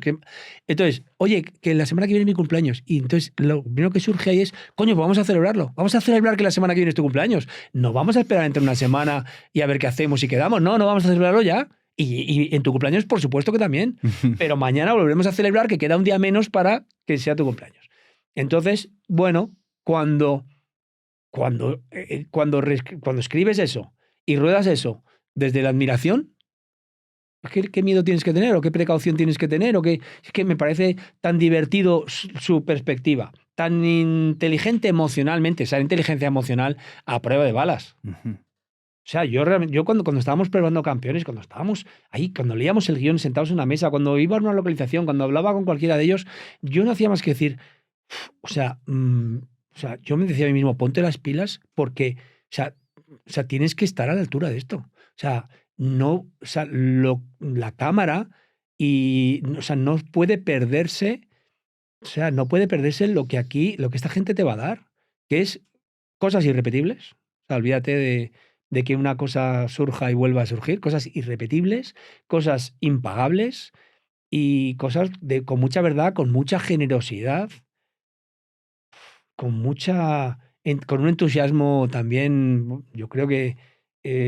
no sé, especialmente extraordinario, y hay que estar a la altura, o sea, a la altura de eso. O sea, olvídate de coger el dron y la grúa y no sé qué tal, sino te estate ahí atento con la cámara grabando y atento a todo lo que pase y deje de pasar, y sobre todo creando el ambiente en donde estas personas se sientan tan cómodas que sean ellos mismos. O sea, cómo se dirige a una persona que no es actor. No hablo aquí de personas con discapacidad, hablo de un grupo de personas en una película tan coral, porque nunca habían interpretado y que nunca habían estado en un rodaje y tal, pero que tenían un entusiasmo a prueba de balas. ¿Cómo se consigue? ¿Cómo se dirige a esas personas? Pues creando el ambiente en donde sean ellos mismos de una forma cómoda y natural. No dirigiendo y explicándoles. No, es como cuando trabajas también a veces con niños, ¿no? Que es, hazles partícipes de lo que está pasando y hazles que se sientan cómodos para que sean ellos mismos, que es lo que estás buscando. Pero no, jamás existió ni el miedo ni la precaución. De hecho, esta película, bueno, pudo tener socios distintos que fueron, o que desechamos, o que ellos mismos se apartaron del camino, precisamente porque venían con miedos que nosotros no entendíamos, ¿no? Por ejemplo, el miedo, ¿y esta película no sería mejor con actores interpretando la discapacidad y actores conocidos, solventes, tal? Pues yo no digo que esa película no, igual es otra película distinta.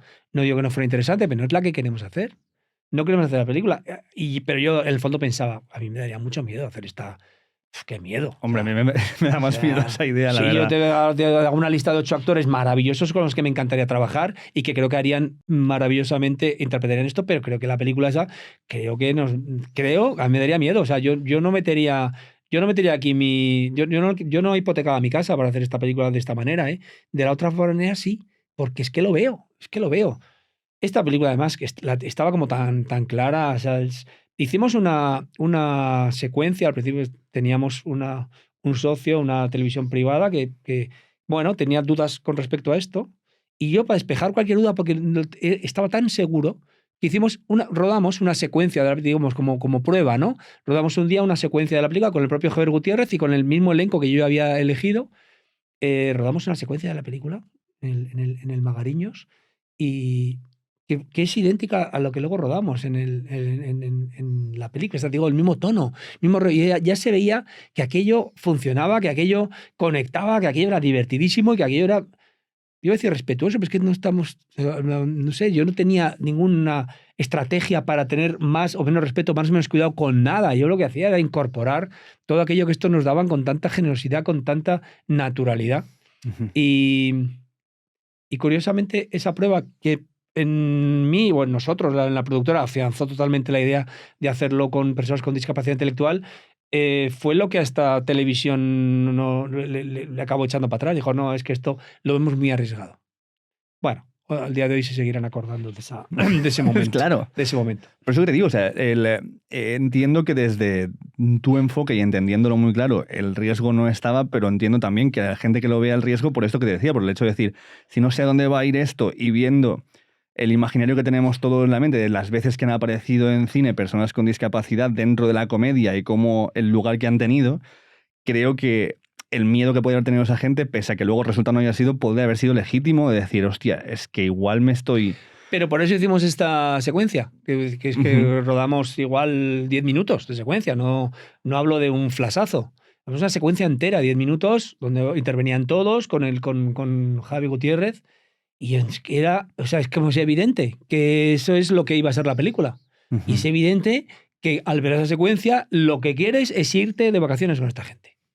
Es irte de vacaciones con esta gente y es de verdad aprender las cosas que le llevan a esta gente a tener una visión tan positiva y tan limpia y tan sencilla de la vida que es que la abrazaría cualquiera. A mí, ¿sabes lo lo primero que me vino a la cabeza con Campeones fue Alguien voló sobre el nido del cuco? Como que me llevó a ese lugar. Pero Alguien voló sobre el cuco es más oscuro, ¿no? Es, no, está claro, digamos que una película sobre mentes que están atormentadas. Sí, pero me llevó al lugar de esa familiaridad y Sí. esos momentos entrañables, cuando se van todos en el barco. Sí. El momento del barco es ese momento de respirar de la película y es ese momento de decir, vale, o sea, esta gente es gente a la que ya está, ya los quieres, Sí, ¿no? Y me sí, llevó a por eso. auténticos, por Sí, o sea, auténticos. evidentemente no, es mucho más oscura y Sí. esta tiene un punto más vitalista, pero esa autenticidad y ese momento de decir, claro. Y también, claro, que Campeones, aunque no sé si hay cosas que a lo mejor no lo parecen, pero todo viene de la realidad. O sea, que no hay inventado nada ahí, ¿no? Y hay una cosa que es, en el sentido de lo que tú estás diciendo, que es ese sentido de equipo, que es de verdad. Claro, una de las cosas más definitivas de esta inmersión en la discapacidad que yo hice durante el casting fue ver muchos partidos de baloncesto de la Liga FEMAD y la Liga de la Comunidad de Madrid. Ujú. Y claro, es que hay gente que juega al baloncesto muy bien.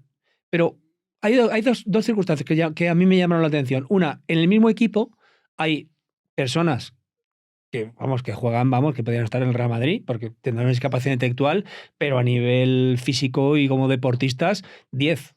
Pero en ese mismo equipo hay también, por ejemplo, una persona que, por muchas veces que le pases el balón, nunca lo va a coger. Siempre se le va a escurrir. En el mismo equipo. Y a esa persona nadie dejaba de pasarle el balón. Estás hablando en una competición, de repente estás en una final, es decir, que es que quieres ganar, pero por querer ganar no vas a dejar de pasar el balón a uno que te lo está pidiendo y que sabes que 100% no va a coger el balón. Y yo me acordaba mucho, yo cuando era pequeño jugaba fatal al fútbol, por eso no me gusta nada el fútbol seguramente, pero jugaba muy mal y recuerdo estar, claro, yo quería integrarme ahí en el patio y jugando y tal, y recuerdo que, ¿sabes? De un partido entero estar pidiendo el balón y no haber tocado el balón, porque no te lo querían pasar, aunque estuvieras ahí al lado de la portería, yo, aquí, yo, porque la iba a fallar, porque era muy malo. Entonces, esto me tocó personalmente y me llamó la atención. O sea, es verdad, somos un equipo, sí, vamos a ganar y somos competitivos y queremos ganar, pero por encima de eso está que somos un equipo y que somos 5 y que los 5 queremos jugar. Y luego está, es que el primer partido que vi, la primera final que vi, pasó exactamente lo que pasa en la película y lo incorporé en la película porque no estaba en el guión original. Que es que, de pronto, en la final, el equipo que pierde y el que gana, los dos, cuando se pita, el árbitro pita al final, los dos celebraban. De verdad celebraban y se abrazaban de verdad. Y la enhorabuena era de verdad. O sea, ¿cuántas veces me he acordado de este momento cuando vi en el último Mundial de Fútbol? Ahora, como sé tan poco de fútbol, creo que la final fue entre Francia y ¿quién ganó el Mundial de Fútbol? Ya no me acuerdo. Bueno, estás hablando también pero con tú la te acuerdas, persona menos adecuada. yo recuerdo las imágenes, vi ese partido.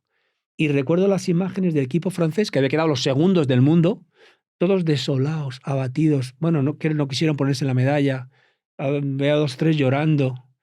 Rechazaron el que les pusiera la medalla al cuello. O sea, eran la imagen de unos perdedores y eran unos tíos que habían quedado los segundos mejores del mundo. Y era la imagen de la vida es una mierda, hemos perdido, qué injusticia, me voy a tirar por un precipicio. Entonces, no sé, a mí me provoca mucha admiración lo otro, que es, coño, he dado todo lo... Me hubiera gustado ganar, he hecho todo lo posible, pero al final he quedado segundo. Pues primero, joder, he quedado segundo. Ya, que me llevo la medalla de plata a mi casa.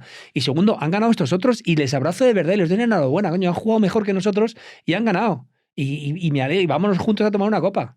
¿Cuándo se ha ido el Real Madrid y el Barça a tomar una copa después de una final?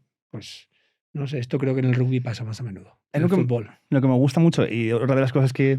Bueno, yo no voy a, bueno, podemos hablar de esta peli eternamente, pero es la última cosa que quiero comentar, porque a mí me tocó mucho, porque he tenido, por haber sido monitor de tiempo libre y tal, mucho contacto con gente neurodivergente y con problemas de salud mental distinta y discapacidades, que es cómo la racionalidad máxima a la que estamos expuestos todo el día nos nubla la humanidad que tenemos y nos nubla el otro. Sí. La necesidad del otro, que me gusta decir, ¿no? Como lo necesario que es el otro, sea ese el que piensa como tú o el que no, o sea ese el que está en tu equipo o el otro. O sea, cómo estos seres en los que nos hemos convertido, que todo le buscamos una explicación, una excusa y un pretexto, nos nubla una parte de la experiencia de vivir y la experiencia humana tremenda.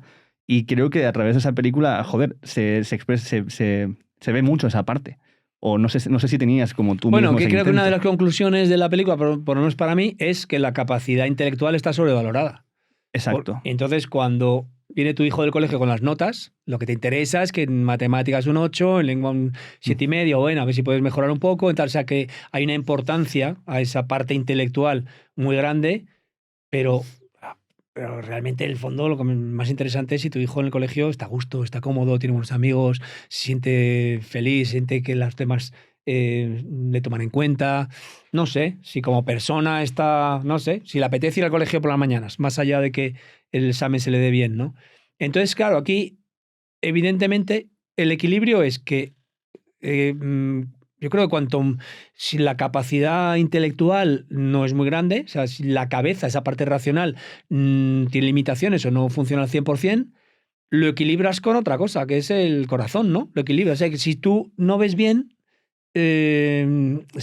agudizas el oído, ¿no? O sea, desarrollas más tu capacidad auditiva.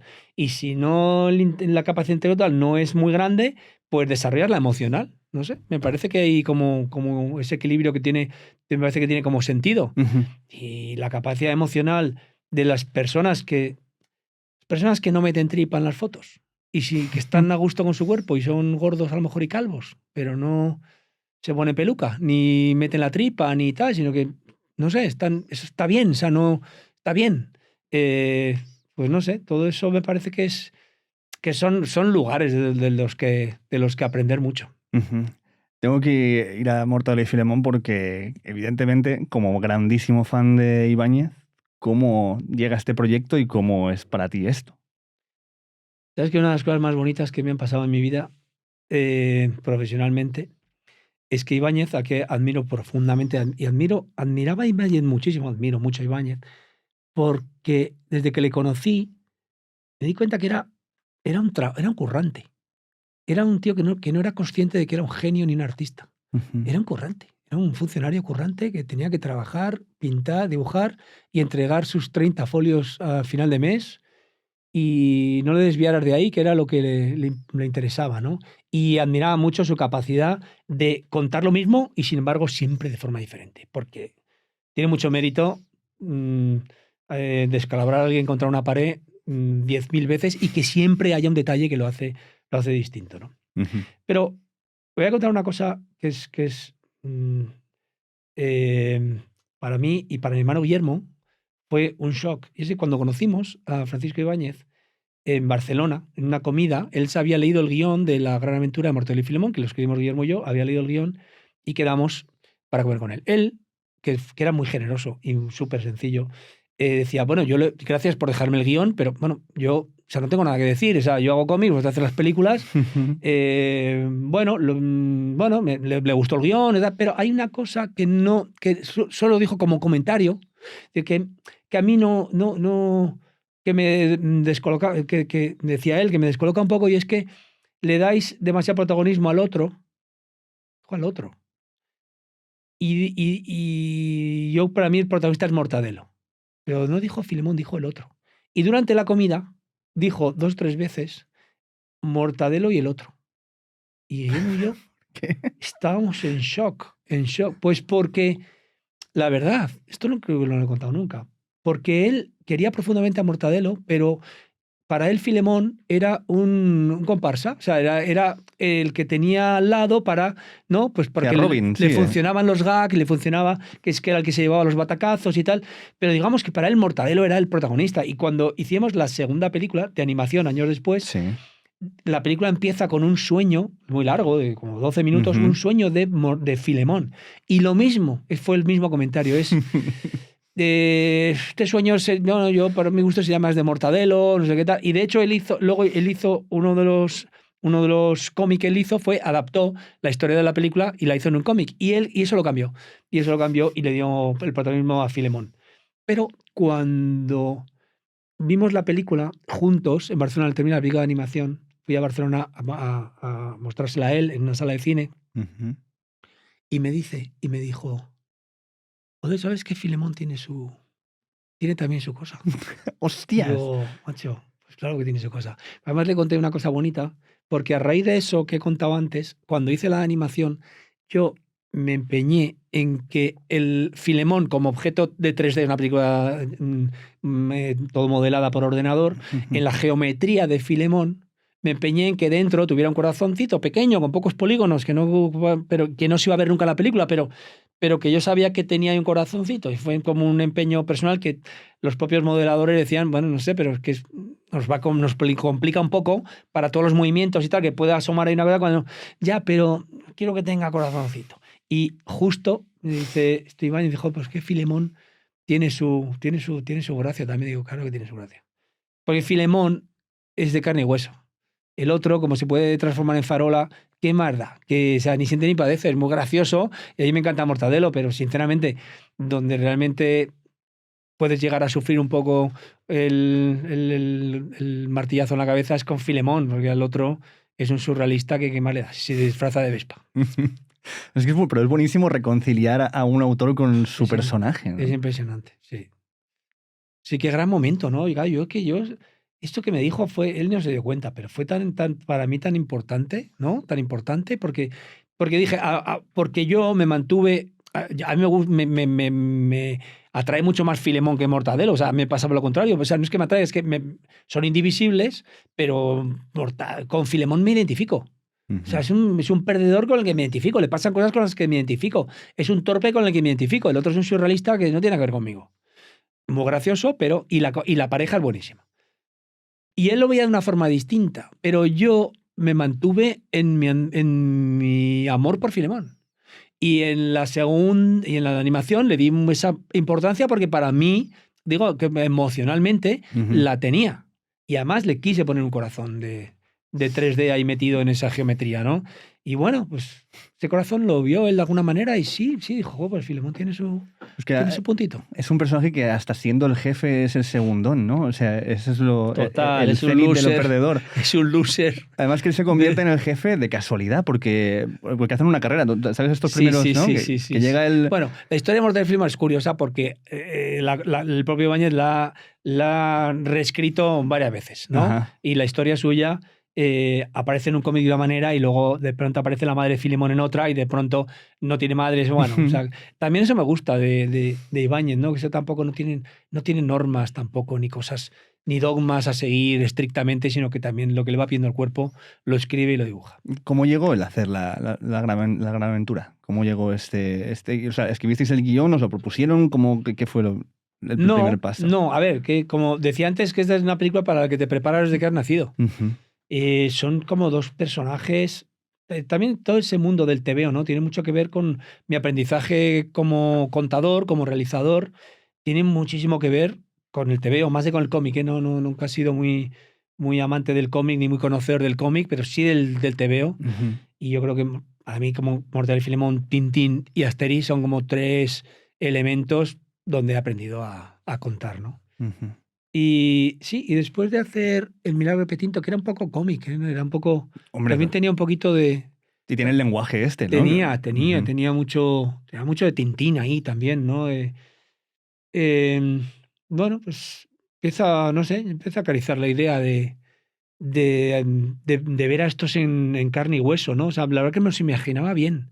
En carne y hueso me imaginaba que ese universo que tenía tanto movimiento en el dibujo tenía una adaptación interesante en imagen real. Y bueno, y ahí empezamos a soñar con esta peli, que yo creo que a día de hoy es la más complicada que he hecho. Una película muy complicada de hacer y muy... Aprendí latín haciendo esa película. Como claro, el hecho de hacer la siguiente de Mortal y Filemón en animación fue por el resultado y las complicaciones de grabar en carne y hueso la No, primera. no, es que es una película totalmente distinta. Como decía antes, nosotros no somos nuestra productora no tiene como objetivo el negocio. Mortadelo y Filemón fue una película que metió a 5,5 millones de espectadores en el cine.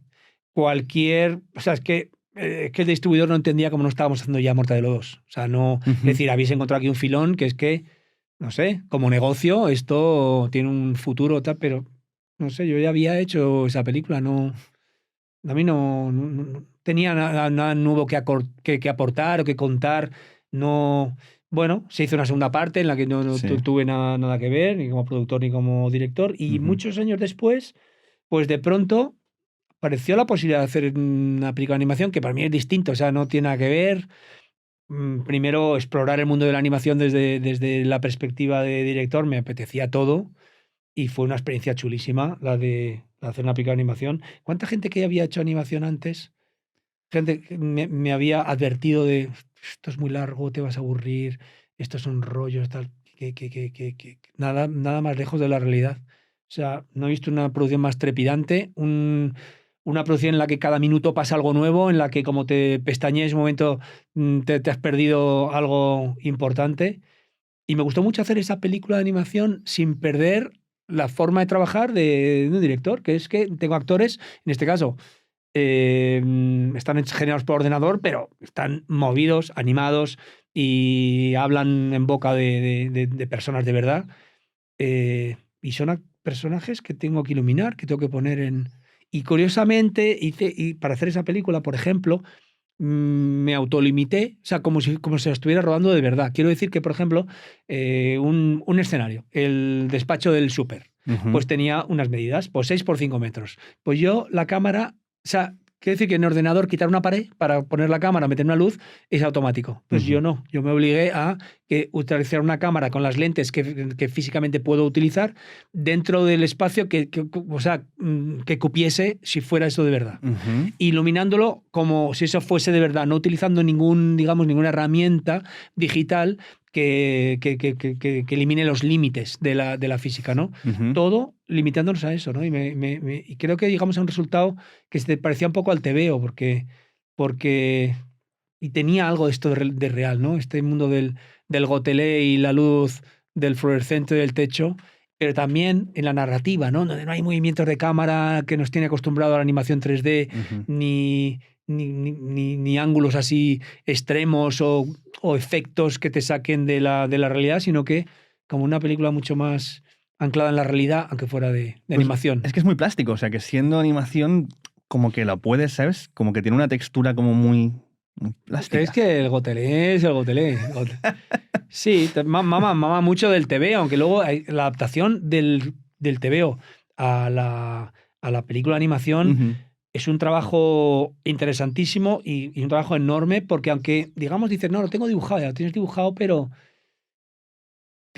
como tú hagas en 3D la nariz de Mortadelo, cuando se gira para la derecha, tiene ahí una porra que no es Ujú. Mortadelo.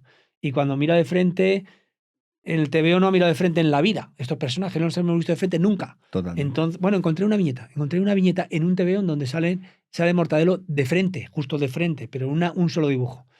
Bueno, quiero decir que todos los trucos del dibujo, en donde según el ángulo que estés utilizando, pues por ejemplo la nariz tiene un largo distinto, tiene otro, pues todo eso hay que irlo averiguando e investigando en animación, ¿no? Pero el mayor reto es el movimiento.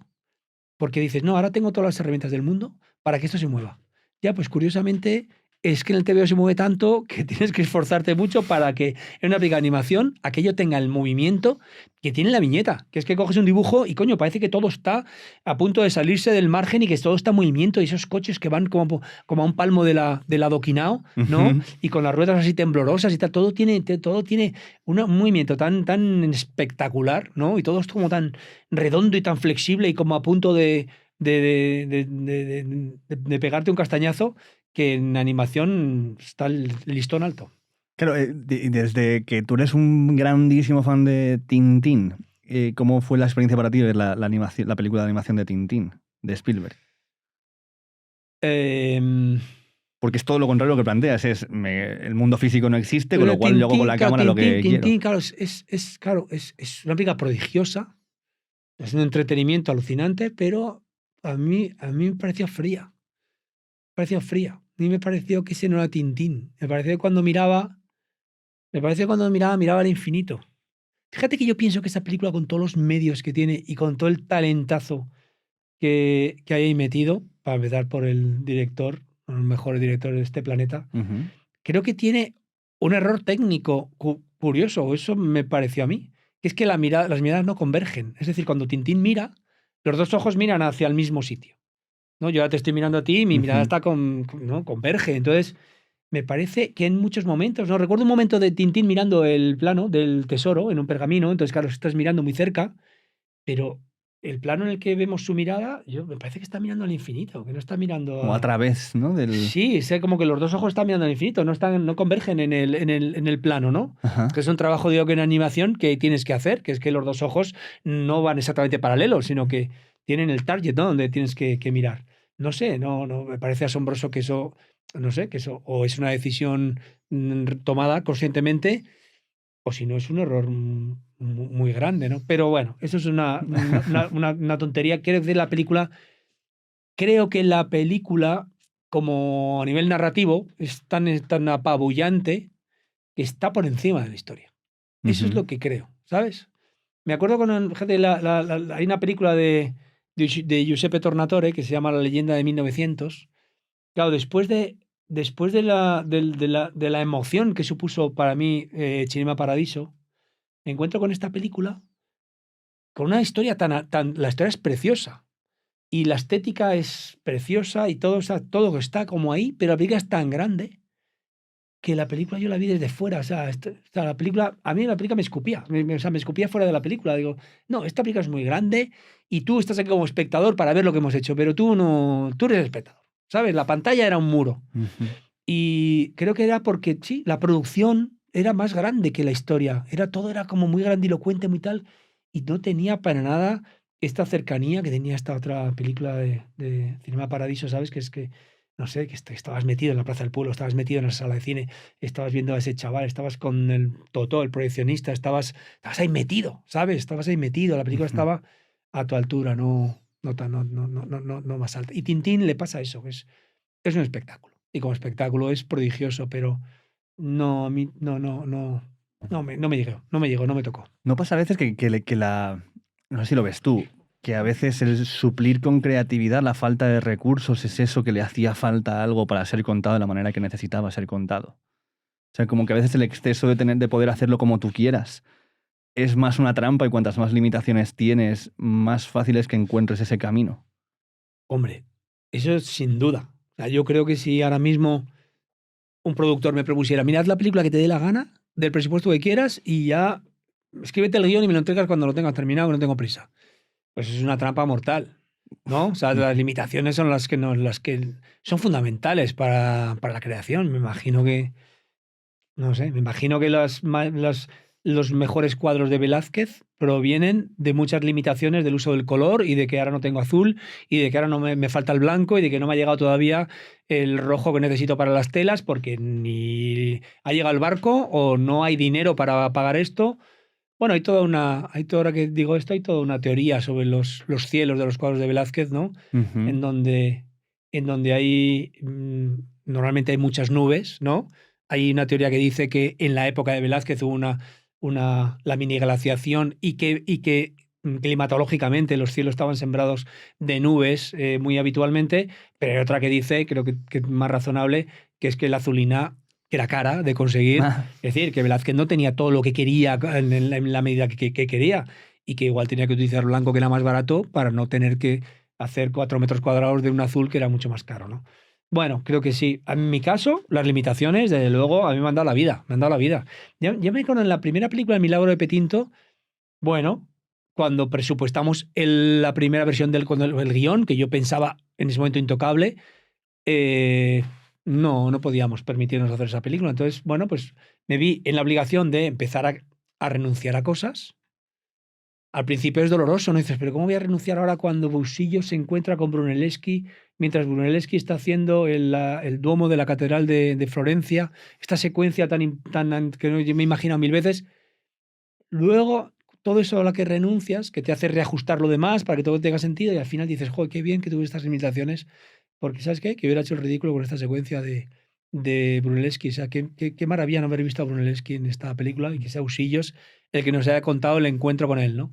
Eh, sí, la verdad que una de las cosas que más feliz me han hecho profesionalmente son las películas que he hecho precisamente con menos recursos, que son mediometrajes que he realizado pues, con el tema de la infancia y la escuela, cortometrajes que he hecho para colegios, no para cines, pues uno en África, otro en América, en Perú y otro en Filipinas.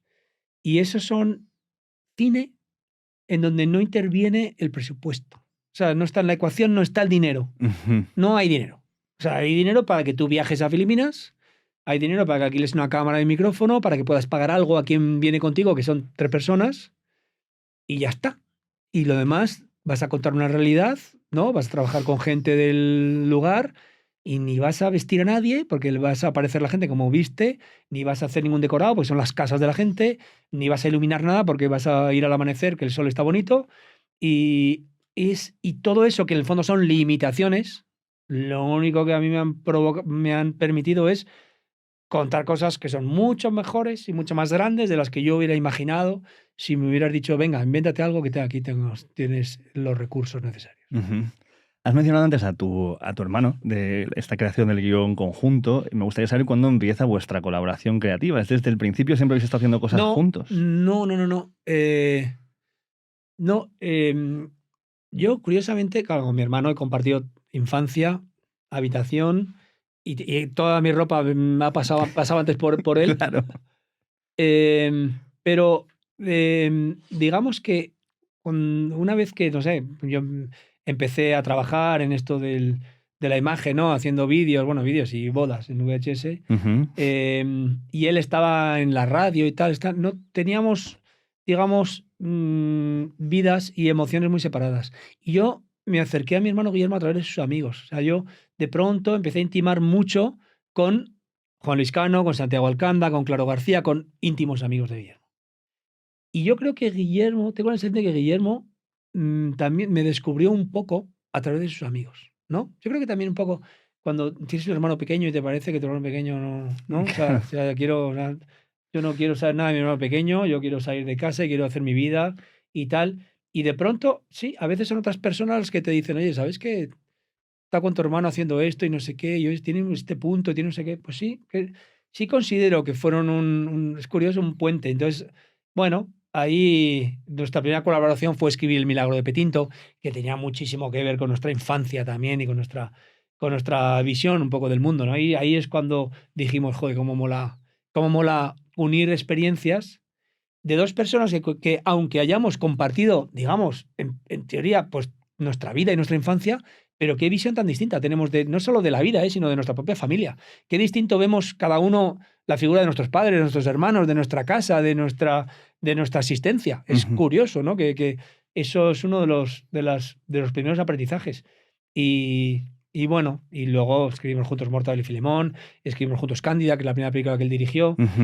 Escribimos juntos una de estas películas, la que rodamos en Perú, y codirigimos juntos, que es la única vez que yo he codirigido en mi vida, uno de estos mediometrajes que rodamos en Filipinas en colaboración con Acción contra el Hambre, una historia tremenda pero hermosa sobre la infancia más desfavorecida del planeta.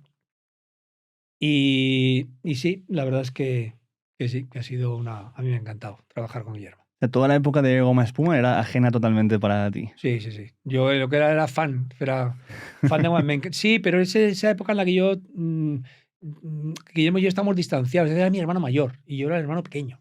Y yo iba con amigos, me encantaba ir a la radio a la 1 de la madrugada, Antena 3, como espectadores que podías ir a ver el programa.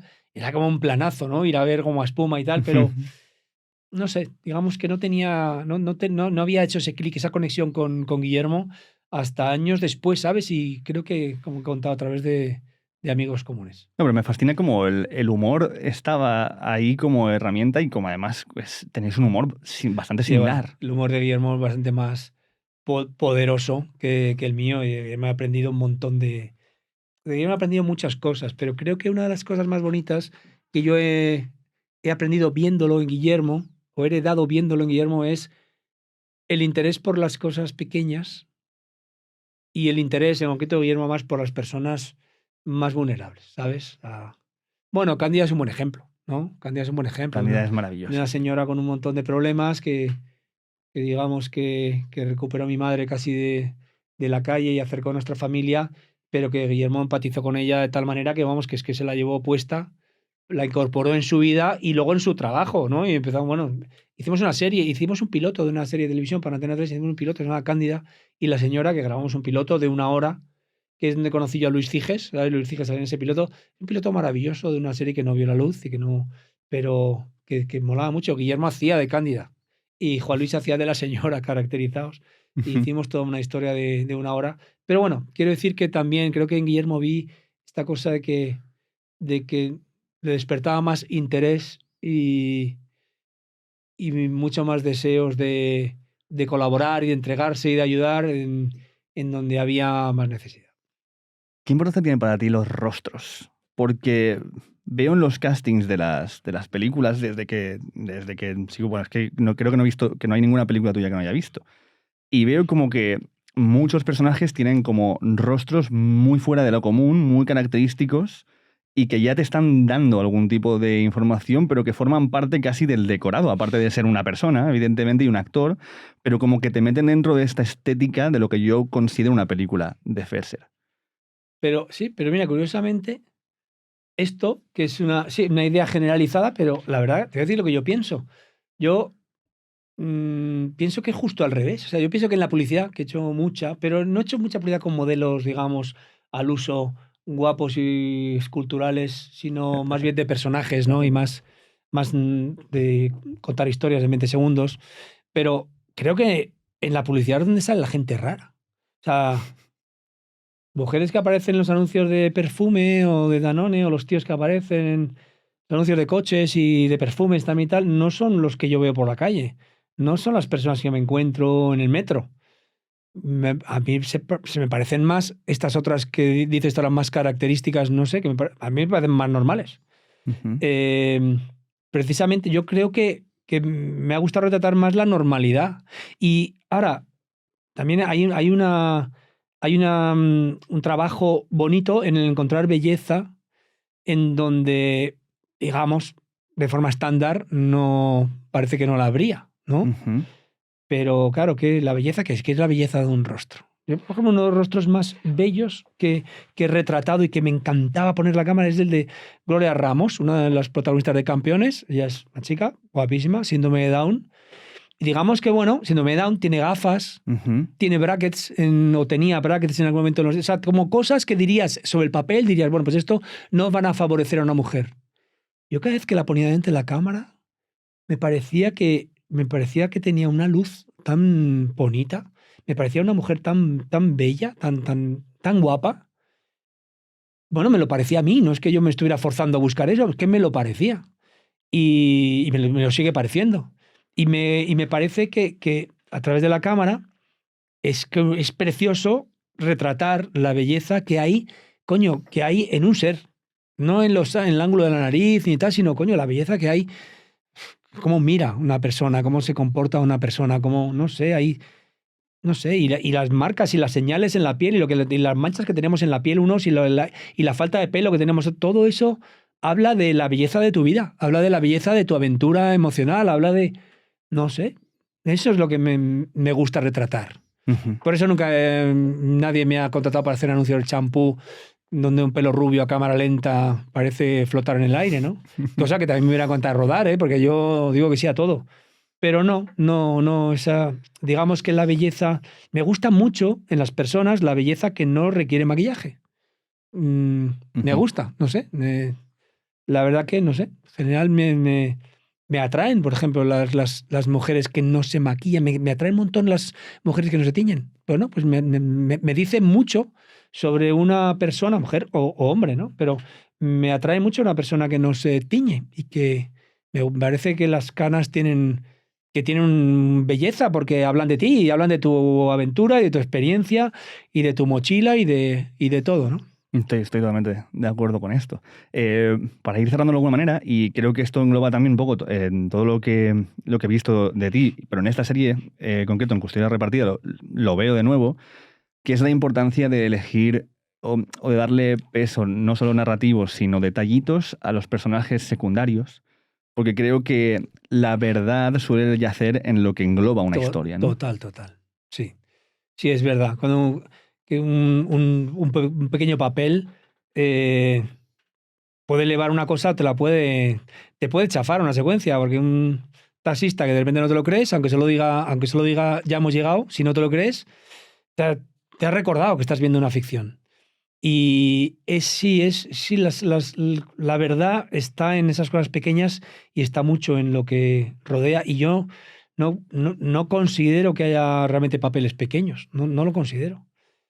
Creo que hay tanta responsabilidad en interpretar al portero que te saluda, aunque no te detengas a tener toda dos páginas de diálogo, pero si de verdad te crees que eres el portero, estás ayudando mucho a contar que el personaje de verdad vive ahí, a contar que el personaje es de una forma o de otra, porque algunos saludan al portero, otros no le saludan, otros le miran, otros no le miran, otros se detienen a preguntarle qué tal te da y otros se la refanfinflan lo que le pasa al portero. Todos están contando cosas, todos están aportando a la misma historia. Y sí me gusta mucho cuidar eso, y por eso a veces con actores o con actrices que tienen una frase, yo he hecho un trabajo previo, he hecho un ensayo que a veces el representante dice, oye, pero ¿va a ser necesario? Pues sí, va a ser necesario porque hay un personaje. Algunos tienen 6 folios de guión y otros tienen una frase, pero es un personaje tan importante como el otro para que esta historia nos la creamos. Total, pues entonces 24 de enero sale Custodia Repartida. ¿Qué dirías que se pierde la gente que no la vaya a ver? Creo que Custodia Repartida tiene una capacidad enorme de empatía. O sea, tiene una capacidad enorme de hacerte sentir como los personajes porque los reconoces. Yo reconozco a él, a ella, a su hija, reconozco a los suegros, reconozco a los amigos, reconozco a los compañeros del trabajo, o sea, hay en todo algo que me hace sentir que habla de mí. Y habla de mí, y entonces a mí lo que me permite esta serie es reírme de mí mismo, cosa que es muy saludable. Y bueno, es una serie también en la que te ríes no porque haya chistes, ni gags, ni cosas que estén buscándose, sino porque te ríes precisamente por este reconocimiento tan profundo de, coño, esto me ha pasado a mí. Y la verdad que puedo empezar a presumir también de mis torpezas emocionales y no esconderlas. Pues muchísimas gracias, Javier, por este rato. Y a ti. Gente, por escucharnos todo este rato. De nuevo, tenéis en Disney. Si estáis viendo esto, yo creo que ya la habremos sacado justo, o está a punto de salir, o acaba de salir. O no, eso es lo mismo. o va a salir enseguida, o está a punto de salir, Custodia Repartida. Si estás viéndolo en YouTube, ya ha salido hace un rato, así que vete a Disney a verla. Y gracias por escucharnos este ratito. Hasta luego, gente, y hasta luego, Javier. Gracias, Ricardo, por tu conversación. Me ha encantado. Gracias, Simón. Chao.